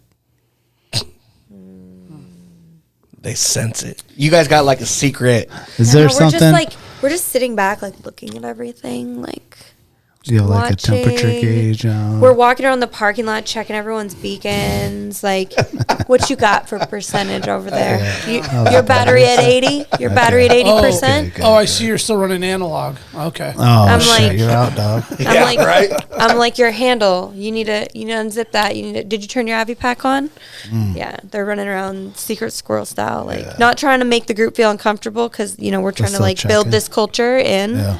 Where we're not like making people feel like you're too in their face about it, but I'm checking every single one of you. Love it. Yeah. Don't read the Avy beacon manual on the way to the ride if you don't want to scare them too early. Yeah. I mean, they're stuck with me. Yeah, they got to. You gotta learn it. You gotta What's learn it. number 5? Okay, so how about? Oh, yeah. hold on, What hold on. did I say? Oh, so That number was 4. Yeah, what's yeah, five? number One more, 5 is like sorry. collapsing and cracking. So if you're up on a slope and you look to your left and there's like a crack, and then you look to your right and there's none, it's still concerned. But if you look to your right and there's another crack, and this is this actually happened to me like earlier on. I had already taken the Avy classes. I knew that collapsing and cracking could happen, right? I knew. And then I looked and I'm like, oh, that's weird. And then I looked over on the other side. I was like, huh. I'm like, oh, this is what they were talking Fuck, about. this is what it looks And like. so I don't move, and I like take some photos, and then I'm like, we need to get off the hill. And it was basically like that aspect we knew had been affected by wind coming and sitting on top of it. So I knew it was unstable because it was like a wind deposited area, and we decided to actually just It was a change our course combination that of day. things. Yeah. So you had the wind slab effect with the cracking. So you had the collapsing and cracking as a Yeah. result of the slab. Yeah, and those cracks, that collapsing, I don't feel like snow machiners, when I, query them when I'm in class with them, I'm like, have you guys ever felt woomphing? Which is where it kind of Hell a yeah. lot of drops. times snow machiners will tell me they don't. Shit. Maybe they do. They don't have a heavy. But they it's ain't like got we don't. Bertha. They got Yamaha. I don't feel like we hear it because our sleds are running a lot of times. You so we feel it, totally though. can. Yeah. You focus Yeah. on like the burgers in the back. Or like Taco Bell burritos. Like I don't know what your flavor is. It's That's like, is the mine. hot dogger ready or But not? let me ask you this though. Let's say you got to the top, whether you're snow machining, you're skiing, you're snowboarding, you're just hiking, and an avalanche collapses below you. What that- is the like that path video. to get out? Like, do you just go above the? Let's say like that was your path down. Like, there's a slope, the avalanche collapsed. You're above the avalanche. Everything has just collapsed below you. Is it safe to ride just above that and go down, or do you? If you Go are around? not sucked into the avalanche, like if you're above it, looking at it, Let's say it and happened. not in It happened. If you're above it and you're not in it, you just wait till it stops. Like stay where you are. Don't But then, even try is to it run safe to off. just like go where avalanche is? Obviously, So not safe in- is relative, but It's a if relative you can't term, go right? around, There could be a Yeah, what secondary could be avalanche. the- So, like, if I'm in that situation and there's an avalanche that's fallen off below me and it's all stopped and everything's fine and like I'm not running in to like try to figure out how to rescue someone, like I don't have to Yeah. go in the debris. Yes. I mean, you don't necessarily run in without checking for like, am I putting myself in harm's way? Because if you're trying to get someone who's buried and then you get buried, then it's oh yeah. it's not good. Right? Let's say nothing happened. But You're let's just say no trying one's to get out buried. of there. Like Yeah, the only sure. way is like down to go over it. out. Like traveling on avalanche debris can be tricky. If you want to go down there, sure. Okay. If you travel off, I mean, that snow that had that weak layer is likely to be widespread. And so if you just go off to the side of it, who's to say you're not going to have a secondary avalanche be triggered? And so that would be my concern. Maybe that's not the right answer, but I think that that's the way I would handle the situation is if the debris was conducive to me traveling down like right next to it or right on it, I most likely would choose that route. I feel like it might be a personal thing. If you get caught in an avalanche, you're going to think that you can maybe ride out of it. Like, and there's just so many videos I've seen of people who they're going uphill and an avalanche drops off like right above them. And so they're caught in it and that sled could be fully pinned and they just get sucked in. Yeah. And I mean, if you're going down, it's going up to 80 miles an hour. Like you're not going to outrun it. And so, yeah, get as far away as you can, but put yourself like on a course to get off of it, like to the side. Angle. Yeah. Yeah, I grew Yeah. up skiing, And I was always taught, like, you'll never outrun that joker. No, you won't. And so if it's coming down, always go parallel, shoot across to get out of its path. Granted, if it's coming down, you're not going to go, like, stop what you're doing and then go across, but go down whichever way, but you're going at an angle to get out of its path. If you can, yeah. Right. You got avalanches in Illinois? Huh? They got avalanches. No. In Remember, you have to have a steep slope. Yeah, steep slope. Yeah. Do they got those there? I don't think we you have learned those. it. But up I don't think you have in those in upper Illinois. Wisconsin, Oh, there's some little mountains up there. well, they got big they got big ski resorts up there. Okay. But Well, it's just something that they teach you when you're learning to ski. Well, I remember too. But then I used to do ski patrol over here on Oh yeah. base, yeah. Okay. Oh, that's really cool. Nice. Been around. Fellow rescue. Someone's got to person. do it, Did you know? you wear that like tight onesie suit or? No. Like the red ski. Red, Yeah. yes. Yeah. Yes. With But- the red cross. With like the a cross? plus. Yeah. Yeah. And you had the Nice. collar popped. Totally. Stay popping that collar, baby. Yeah. Well, and I know I learned a very valuable lesson from kind of like a crash course Avi information Q&A that I forget the organization that did it at Double Shovel like last winter. Was it last winter? Maybe the winter before. Things are blending together. Shit's happening so fast. I think it was the one before. Yeah. No, he wasn't there. Anyway, there were scenarios that were showing that there were some very very inconspicuous situations where, say, a guy goat hunting or spring bear hunting, or there were situations where people were getting caught in avalanches or in potential avalanche danger that they otherwise weren't thinking that they were. In other words, what I'm saying is that there's so many inconspicuous avalanche danger scenarios that people get into that would never think they're in danger, but little do they know. Sure. You Well, know? and I think that's really like an astute observation. In Alaska, we aren't just like recreating as skiers and snow machiners in the backcountry. We're hunting back there and we're hiking back there and People live back there. we're living back there. Right. Yeah. And good so point. it's often just marketed to the backcountry skiers and the snow machiners. And The higher percentage users that are putting themselves at risk, yeah. Right. right? Yeah, Yeah. and so we'll do to try to reach, I guess, the greater piece of the community and have those conversations with them and get them thinking about that. We'll do just like little evening workshops at the dealerships or different locations. We'll advertise it through the avalanche centers. Like we've spent a lot of time doing that in the Fairbanks area because you get a lot of people up in the hills, like up in the White Mountains and or in the Steese Hills. And I mean, depending on where you are, that can be a factor. And so we try to reach them. As best that we can. But I think that particularly coming from a non-forecasted zone, it's really like made my focus be not just learning how to go read the forecast, which is a big part of it's one of the main components of what we teach in a level 1 is here's how you read the forecast and here's how you prepare yourself. But if I'm in a level 1 with a bunch of people who don't have a forecasted zone and I know they're riding Summit, I've got to teach them that in a different way. And so the level 2 courses focus a lot more on the snow science and the weather components and how you start understanding how to anticipate what an avalanche hazard might be. And I mean, it's by no means forecaster level. I mean, I've gone through the pro track and I'm still not at forecaster level because that's a profession in and of itself. Yeah. But it's important to me to say, hey, I understand that you guys don't have access to avalanche hazard forecasts and you have to be your own forecaster out there.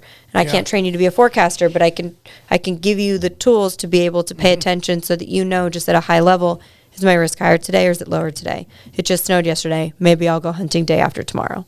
Or just simple things like that. And then there's, I guess, one other key pillar of what we teach in the avalanche courses. And the way I see it is it's really broken out into like 2 areas. It's the awareness component and it's the rescue component. And so we've kind of touched on a lot of the rescue, but the awareness component at the highest level, it's the 5 red flags. But really it's how do I make travel decisions that are going to give me a lower risk factor for the day while still maximizing the amount of fun I'm here to have. Well, gotta have fun. Yeah. Got to live on the edge. Yeah. So what I like to do is teach people Safely. here is the safer way to do this. Here's the more dangerous way to do this. If you want to do this Levels. you could do it this way, and that's a high risk, and you could do it that way, and that reduces your risk. It's not, I don't truly feel like it's my job to tell you what to do, to tell you which decisions to make or which ones not to make. I don't want to look at a snow machiner and say you shouldn't be high marking because high marking is the most dangerous thing you can do. I'm going to say high marking is probably the most dangerous thing you can do, especially if you have two guys on the hill at the same time or multiple people, because that gets you multiple burials. You're just increasing your percentage. But if you are comfortable with having a high risk tolerance for the day, fine. But I want you to understand that you're making a decision to accept either a high risk tolerance today, or, hey, maybe my girlfriend's with me, or maybe someone who's visiting me from California is here and they're not really understanding and they're probably not ready to rescue me if something happens. And I certainly don't want to place them in a location where if I set something off, they're within my run out zone. I mean, there's just different ways we can park our sleds in different zones and point them in certain directions and where we stop to eat lunch. All of these things, we can still have a great day. And as long as we just have that conversation, none of this is rocket science. It's really simple, straightforward stuff that as soon as you have the conversation one time, it's like, oh, yeah, that totally makes sense. Mm-hmm. And then now you can make a risk-based decision for yourself. Do I have a high tolerance today? Do I have low tolerance today?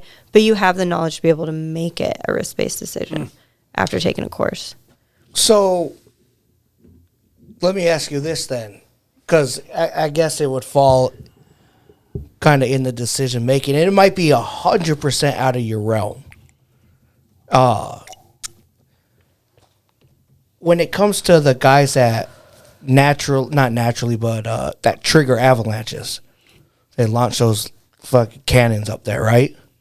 How do they dictate where they want to trigger an avalanche? Because they're triggering it to make it safer for people to go recreate in the backcountry. Oh, like a resort kind of space where they're like mitigating whether it's a avalanche resort risk or like highway risk down in the lower 48. Yeah, or the guys that are out here in the Chugach guys. To be fair, I don't have much experience in that space. And that's fair. Yeah, I didn't know. I say bomb them. The more the merrier. Yeah. It might just be, if the thing that I'm always... All of it. Get it all down. The number one thing that I'm thinking when I'm out there is, if it slides, what's happening to me? So, I mean, that could honestly be very analogous to how they're making the choice. If that slides, what happens? And so do we need to mitigate here or there? It could be as simple as what's the consequence of a specific area sliding. But yeah, that's what I'm paying attention to. And that's how you spot the Avi nerd probably too, is I'm also looking at if it slides, where's everybody else going to be? What would you say is like, where should people go? Like, where should people go and be like, hey, we're going to go out today. We're kind of new. Let's just check it out. I would just say stay low.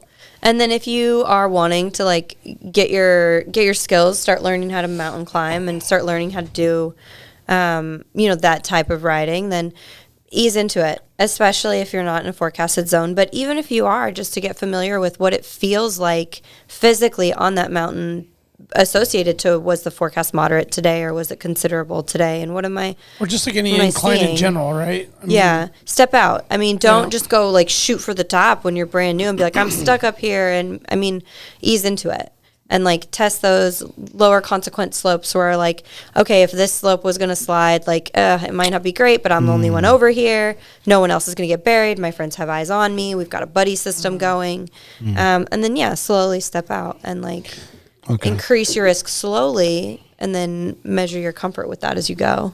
So to carry on with what Daniel was just saying, so take someone new, right? Like where to go, and they're just learning, and we're talking about forecasting and reading stuff. So based off of that, if you had to choose like three, like what would be your top three recommendations as far as for weather or avalanche apps? Let's say you decided you're going to go in this area, right? You're going to go to Turnagain. I want to make sure it's safe before I go out there with my kids or my partner or whoever. Like, is there some apps or some websites that you should look and be like, okay, before we hike up there, let's just quickly log in right here and see? Yeah, like what so- do you recommend? Because I can Google anything. Sure. So I think depending on the zone you're recreating in, go to the Avalanche Center for that area. So if it's down in Turnagain area, that's Chugach National Forest Avalanche Information Center, or CNFAIC. If it's Hatcher Pass, it's the Hatcher Pass Avalanche Center. It could be Valdez Avalanche Center. It could be the Eastern Alaska Range Avalanche Center. We're observation-based, not a forecasted area. Well, I pull up the map here for the Take your mic. Oh, yeah. alaskasnow.org, and it shows, like, obviously those Thank you. purple or blue areas are the avalanche areas where they're forecasting, correct? Yeah, those are those are like the locations for the different avalanche centers. Oh, okay. So that's what's So, highlighted like, in the there. places where most of the people are going, you can actually go and, like, find this information. You should be able to, yeah. But so see that, like, Cordova did have a avalanche center, yeah. So if you for some reason decided you were gonna, either A, you're from Cordova and you want to go riding, or B, you decide to throw your sled on a ferry and go to Cordova. I've done that with my side by side, so it's not completely unheard of. Was there much to ride in Cordova? Yeah, we had a good time. Would you go out, take the road out, and like? Okay, Yeah, and one played. sounds cool. There's like little sand dunes out somewhere out Sometimes there. you probably got like really stuck. No, we did okay. Oh no, you didn't find Yeah. any water holes? Or Yeah, that was more of a Jim Creek situation. okay. Yeah. Or like that mud one with Creek gets Petersville. everybody. Cordova's just a really wet place. So Yeah. like, Jim man, Creek side by gets side, everybody. Cordova. No, I was learning. Little I was yoga. doing better. Little yoga What on do we the do, free yoga? ride. Oh, What we is the plan got to, I think that was like my first time going up Turnagain. I went with my girlfriend Dove, and the clouds came in. And so I didn't want to go back down the up track. And we were just sitting there waiting, and I was like super into yoga. And I was like, ooh, I have an idea. And I just like took off my gear, and she's looking at me like, what are you doing? And I was just like, I'm doing yoga. What do you mean? What am I doing? I'm just killing time. So, yeah. Yeah. That's So not then your- that was a thing I just started doing it on my sled all the time in like different situations. Yeah. So I have a bunch of those pictures. Well, I think it's really great that there is a lot of information out there for people to research, learn, and also get the forecast for some of these areas that people are really like trying to go towards. So thank you for coming in. And Sorry. for one being so awesome. Like and messing with this mic. I know it took a I'm while turning it for up us at to the get to end. the avalanche stuff, but I felt like it was a great show in general. and people like 100%. learning to you. Yeah. Yeah, no, it was fun. Yeah. Yeah, it was a good one. I was curious about something as we talked about, clinics, awareness, the whole thing. So and maybe this is already happening and this is something I overlooked or didn't notice. So forgive me in advance. But we talk about the Great Alaska Sportsman Show. We talk about like there's a lot of hunting, I would say centered banquets going on, like Wild Sheep Foundation, Right. SCI. I was looking at some of the avalanche courses, and some of them have costs associated. There's like these really cool packages where you can go the Kenai Fjords, and you can go, take a boat out and make a multi-day thing out of it. And I'm thinking to myself, well, what a cool opportunity would it be for the avalanche awareness space to collaborate with the hunting and outdoor space in a different way, or to connect with some of those people in a different way, like the Great Alaska Sportsman Show, right? We're talking about fishing and hunting and charters and all various different things when it comes to encompassing outdoors in Alaska. I feel like the avalanche awareness space needs to be involved in that.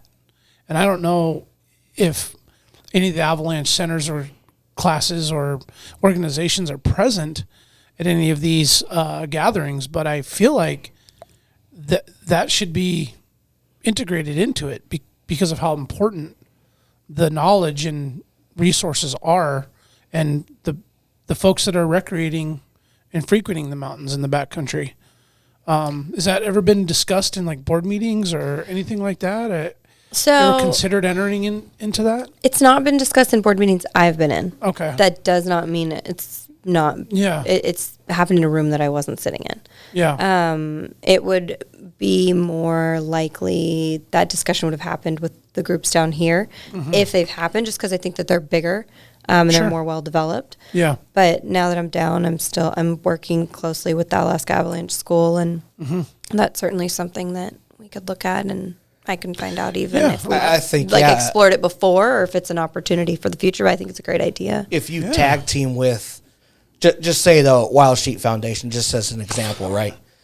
Tag team with those guys, I think the amount of money that gets thrown around just in general up there, and you're bringing this, which is definitely a need, not only for the snowmobile and snowboarding and skiing community, but hunters need it too, because you're going to find yourself in a situation as well, and you might need to help somebody else while you're up there. Yeah, I mean, it's maybe it's a little more of a rare occurrence, right? In terms of like users during those times, but those same guys are out doing. I'm just thinking about a group of guys I know that annually go do a spring grizzly bear hunt, right? And they're using snow machines, and they're up in 4,000 or 5,000 foot elevation. Well, that's what I mean. Bears are coming out of dens, and I mean they're riding in some pretty technical shit to get up in there, and I'm like, well.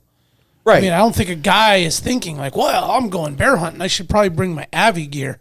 100%. You should, but I don't know that that's like in the gear list. Yeah, I'm sure it's not in the list. When you're like skinning knife, game bags, all the stuff to go hunting. Yeah, well, exactly. Yeah, probe. I guess. Well, probe could be multi. But I think if you combine the two Is that somehow, how we get sheep these days? there's enough.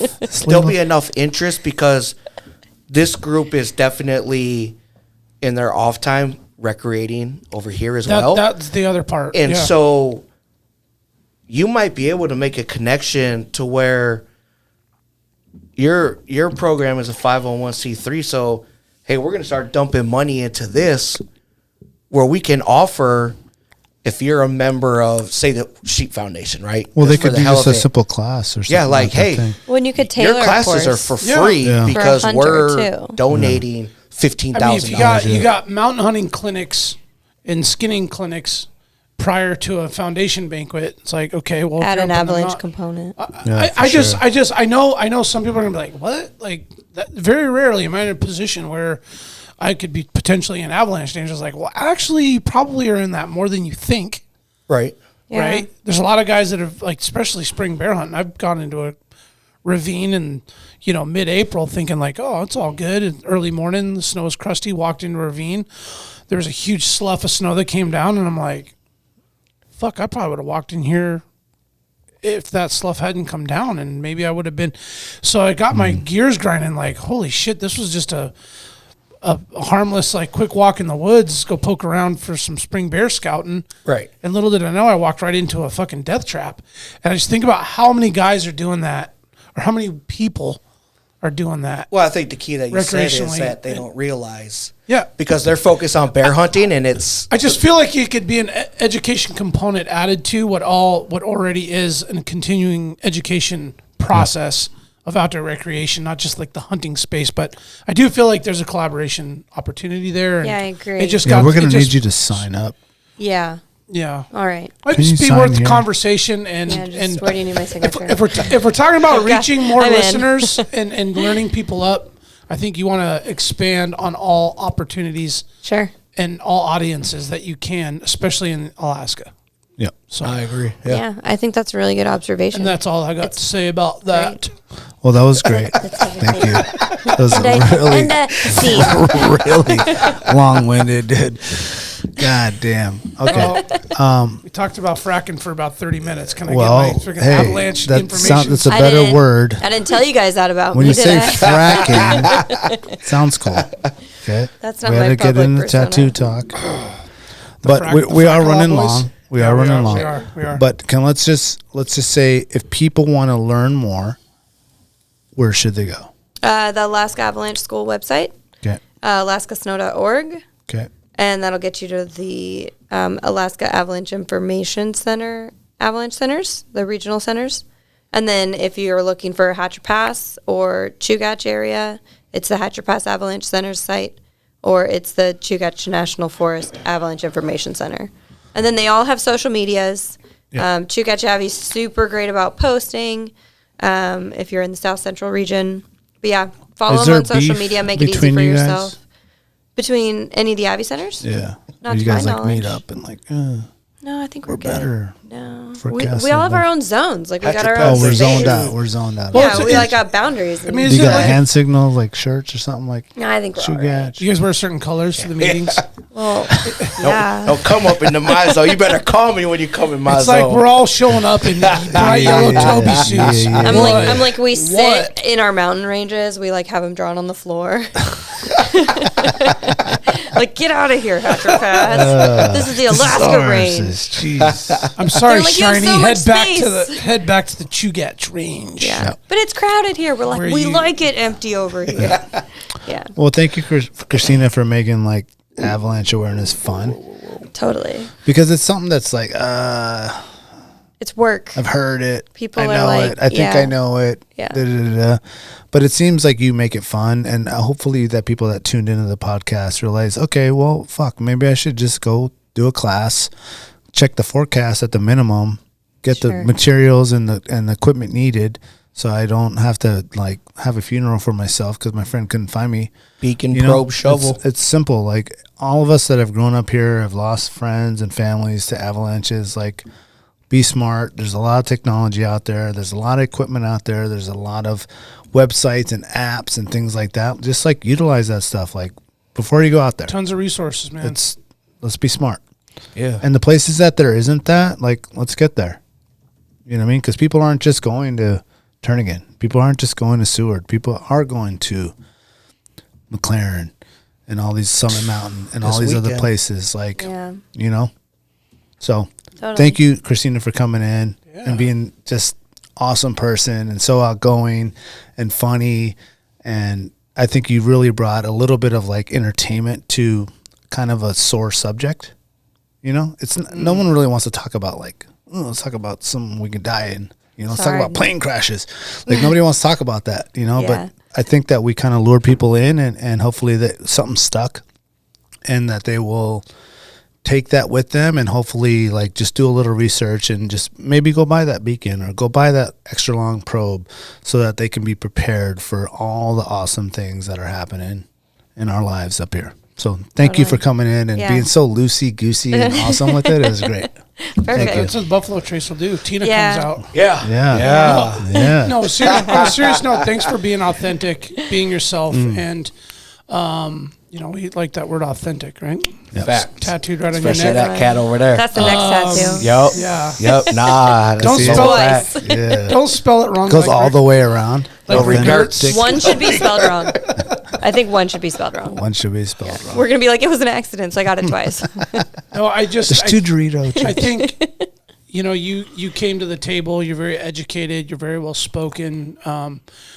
People are going to take you very seriously, and I do believe that there are going to be people that are listening to this podcast that are going to be motivated to take the next step and break through the barrier of entry in taking the responsibility, right, to educate yourself on this. Yeah. Whether you go to a class or not, at least just go online and start looking around, and you'll start geeking out. And I probably mean, you end could up- learn a end up lot in just by class. going to Christina's Instagram. Oh, and real quick, You know? so I pulled up. AK Tina, 3 A's on the end. Well, I picked out I got a screenshot, and it looks like there's a ton of Avi classes in March. So this podcast is going to air in a couple weeks, so some of them will be past. But I got like March 22nd to March 30th. There's a bunch of classes. Is this kind of like a really popular time of year? Yeah, they kick off like in November, December time frame. My Okay. season's really heavy, like January through March. I had like Okay. 5 weekends of like back-to-back Avi, and Okay. could have had more, but I just like took a step back. Well, I feel like the For a breather, but- springtime is good because you got the big snowpack and you got long days. It's warmer. Maybe people are It's nice when it's warmer. I mean, Yeah. let's grill some burgers and Have some hot dogs in the parking lot. Oh, in the dogger, dude. Burger. I already Yeah. told you the idea. If you can take a class with me, I recommend it. That's right. I'll feed you, but I'll make you dig a lot. Yes. Learn to dig. Christina, you did amazing, man. Thank Yes. you. Fact. Yes. Thank you very much. Thank you, Christina, for coming out. Thank you, Alaska, for listening. Thank you. We did not mean to really hate on the Californian listeners. We love you guys. Thank you so much for wanting to come No on. hate, all love. No hate. Zero hate. Come on up. All love, everyone in the world. visit. Thank you. Thank you to all the listeners. Thank you to all the sponsors that support the show.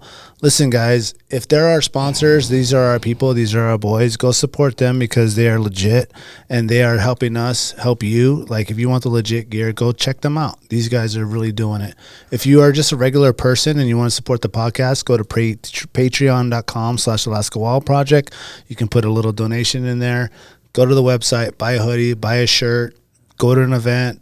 Support the sponsors. We love you, Alaska. Thank you for listening. Thank you for making us who we are. Thank you, Christina, for being a part of our show tonight. We appreciate you. Stay tuned for her first upper thigh tat. Oh, Dorito size? soon. And the Dorito tramp- size? and the Dorito size. Yep. And the Doritos. mayor's tramp stamp. And the mayor's tramp stamp.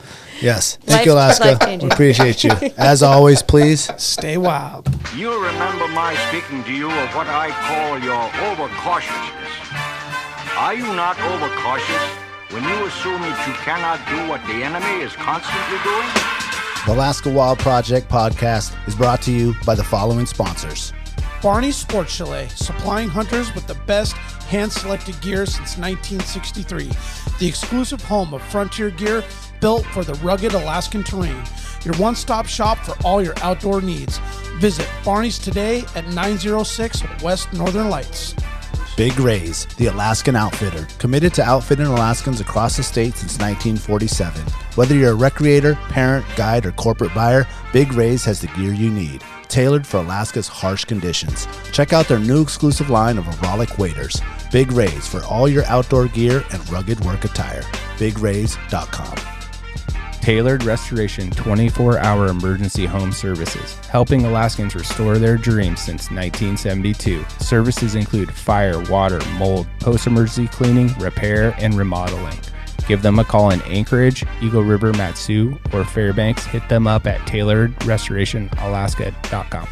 Total Truck and Alaska Overlander, Alaska's premier supplier for custom automotive accessories and overlanding products, providing all-inclusive rental vehicles and trailers custom outfitted to explore the Alaskan backcountry with a unique and convenient traveling experience. TheTreehouseAK.com, located at 341 Boniface Parkway, Alaska's own and grown cannabis and CBD store. Ask the bud tender what the strain of the day is to get your 10% off. The Treehouse, where the culture lives. AKO Farms, located in Sitka, Alaska, built from the ground up with concentrates as their single motivation, with exclusive products such as their sugar wax, full spectrum diamond sauce cards, and more. Ask your local bud tender about AKO. Marijuana has intoxicating effects and may be habit-forming and addictive. Marijuana impairs concentration, coordination, and judgment. Do not operate a vehicle or machinery under the influence. There are health risks associated with consumption of marijuana. For the use of only by adults 21 and older. Keep out of the reach of children, and marijuana should not be used by women who are pregnant or breastfeeding. Lawn Pro AK, Alaska's year-round professional property maintenance team. Services include weekly lawn care, custom landscaping, fertilizing, weed control, turf repair, and more. Schedule your free estimate at lawnproak.com. Alaska's OG cider company, Double Shovel, crafting gluten-free colonial-style ciders founded as a healthier, non-inflammatory brew option. Drop by their Pop and Tap room in Anchorage off of 58th and Arctic or visit the second location in Kodiak. Double Shovel, award-winning ciders. The Alaska chapter of Backcountry Hunters and Anglers.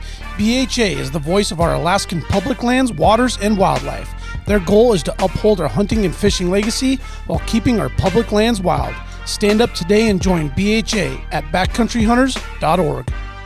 Alaska Mining and Diving Supply, located in Anchorage, is our go-to for powder sleds and utility rigs. Whether you're in the mountains with the flat bill bros, running trap lines, or hauling freight, they have the selection to get you dialed from peaks to the valleys. Find them on Commercial Drive or akmining.com. At least is equal in prowess and act upon the clean. I say try. If we never try, we shall never succeed. This proposition is a simple truth, and it's too important to be lost sight of for a moment. If we cannot cannot beat the enemy where he now is. We never can. It is all easy if our troops march as well as the enemy, and it is unmanly to say they cannot do it.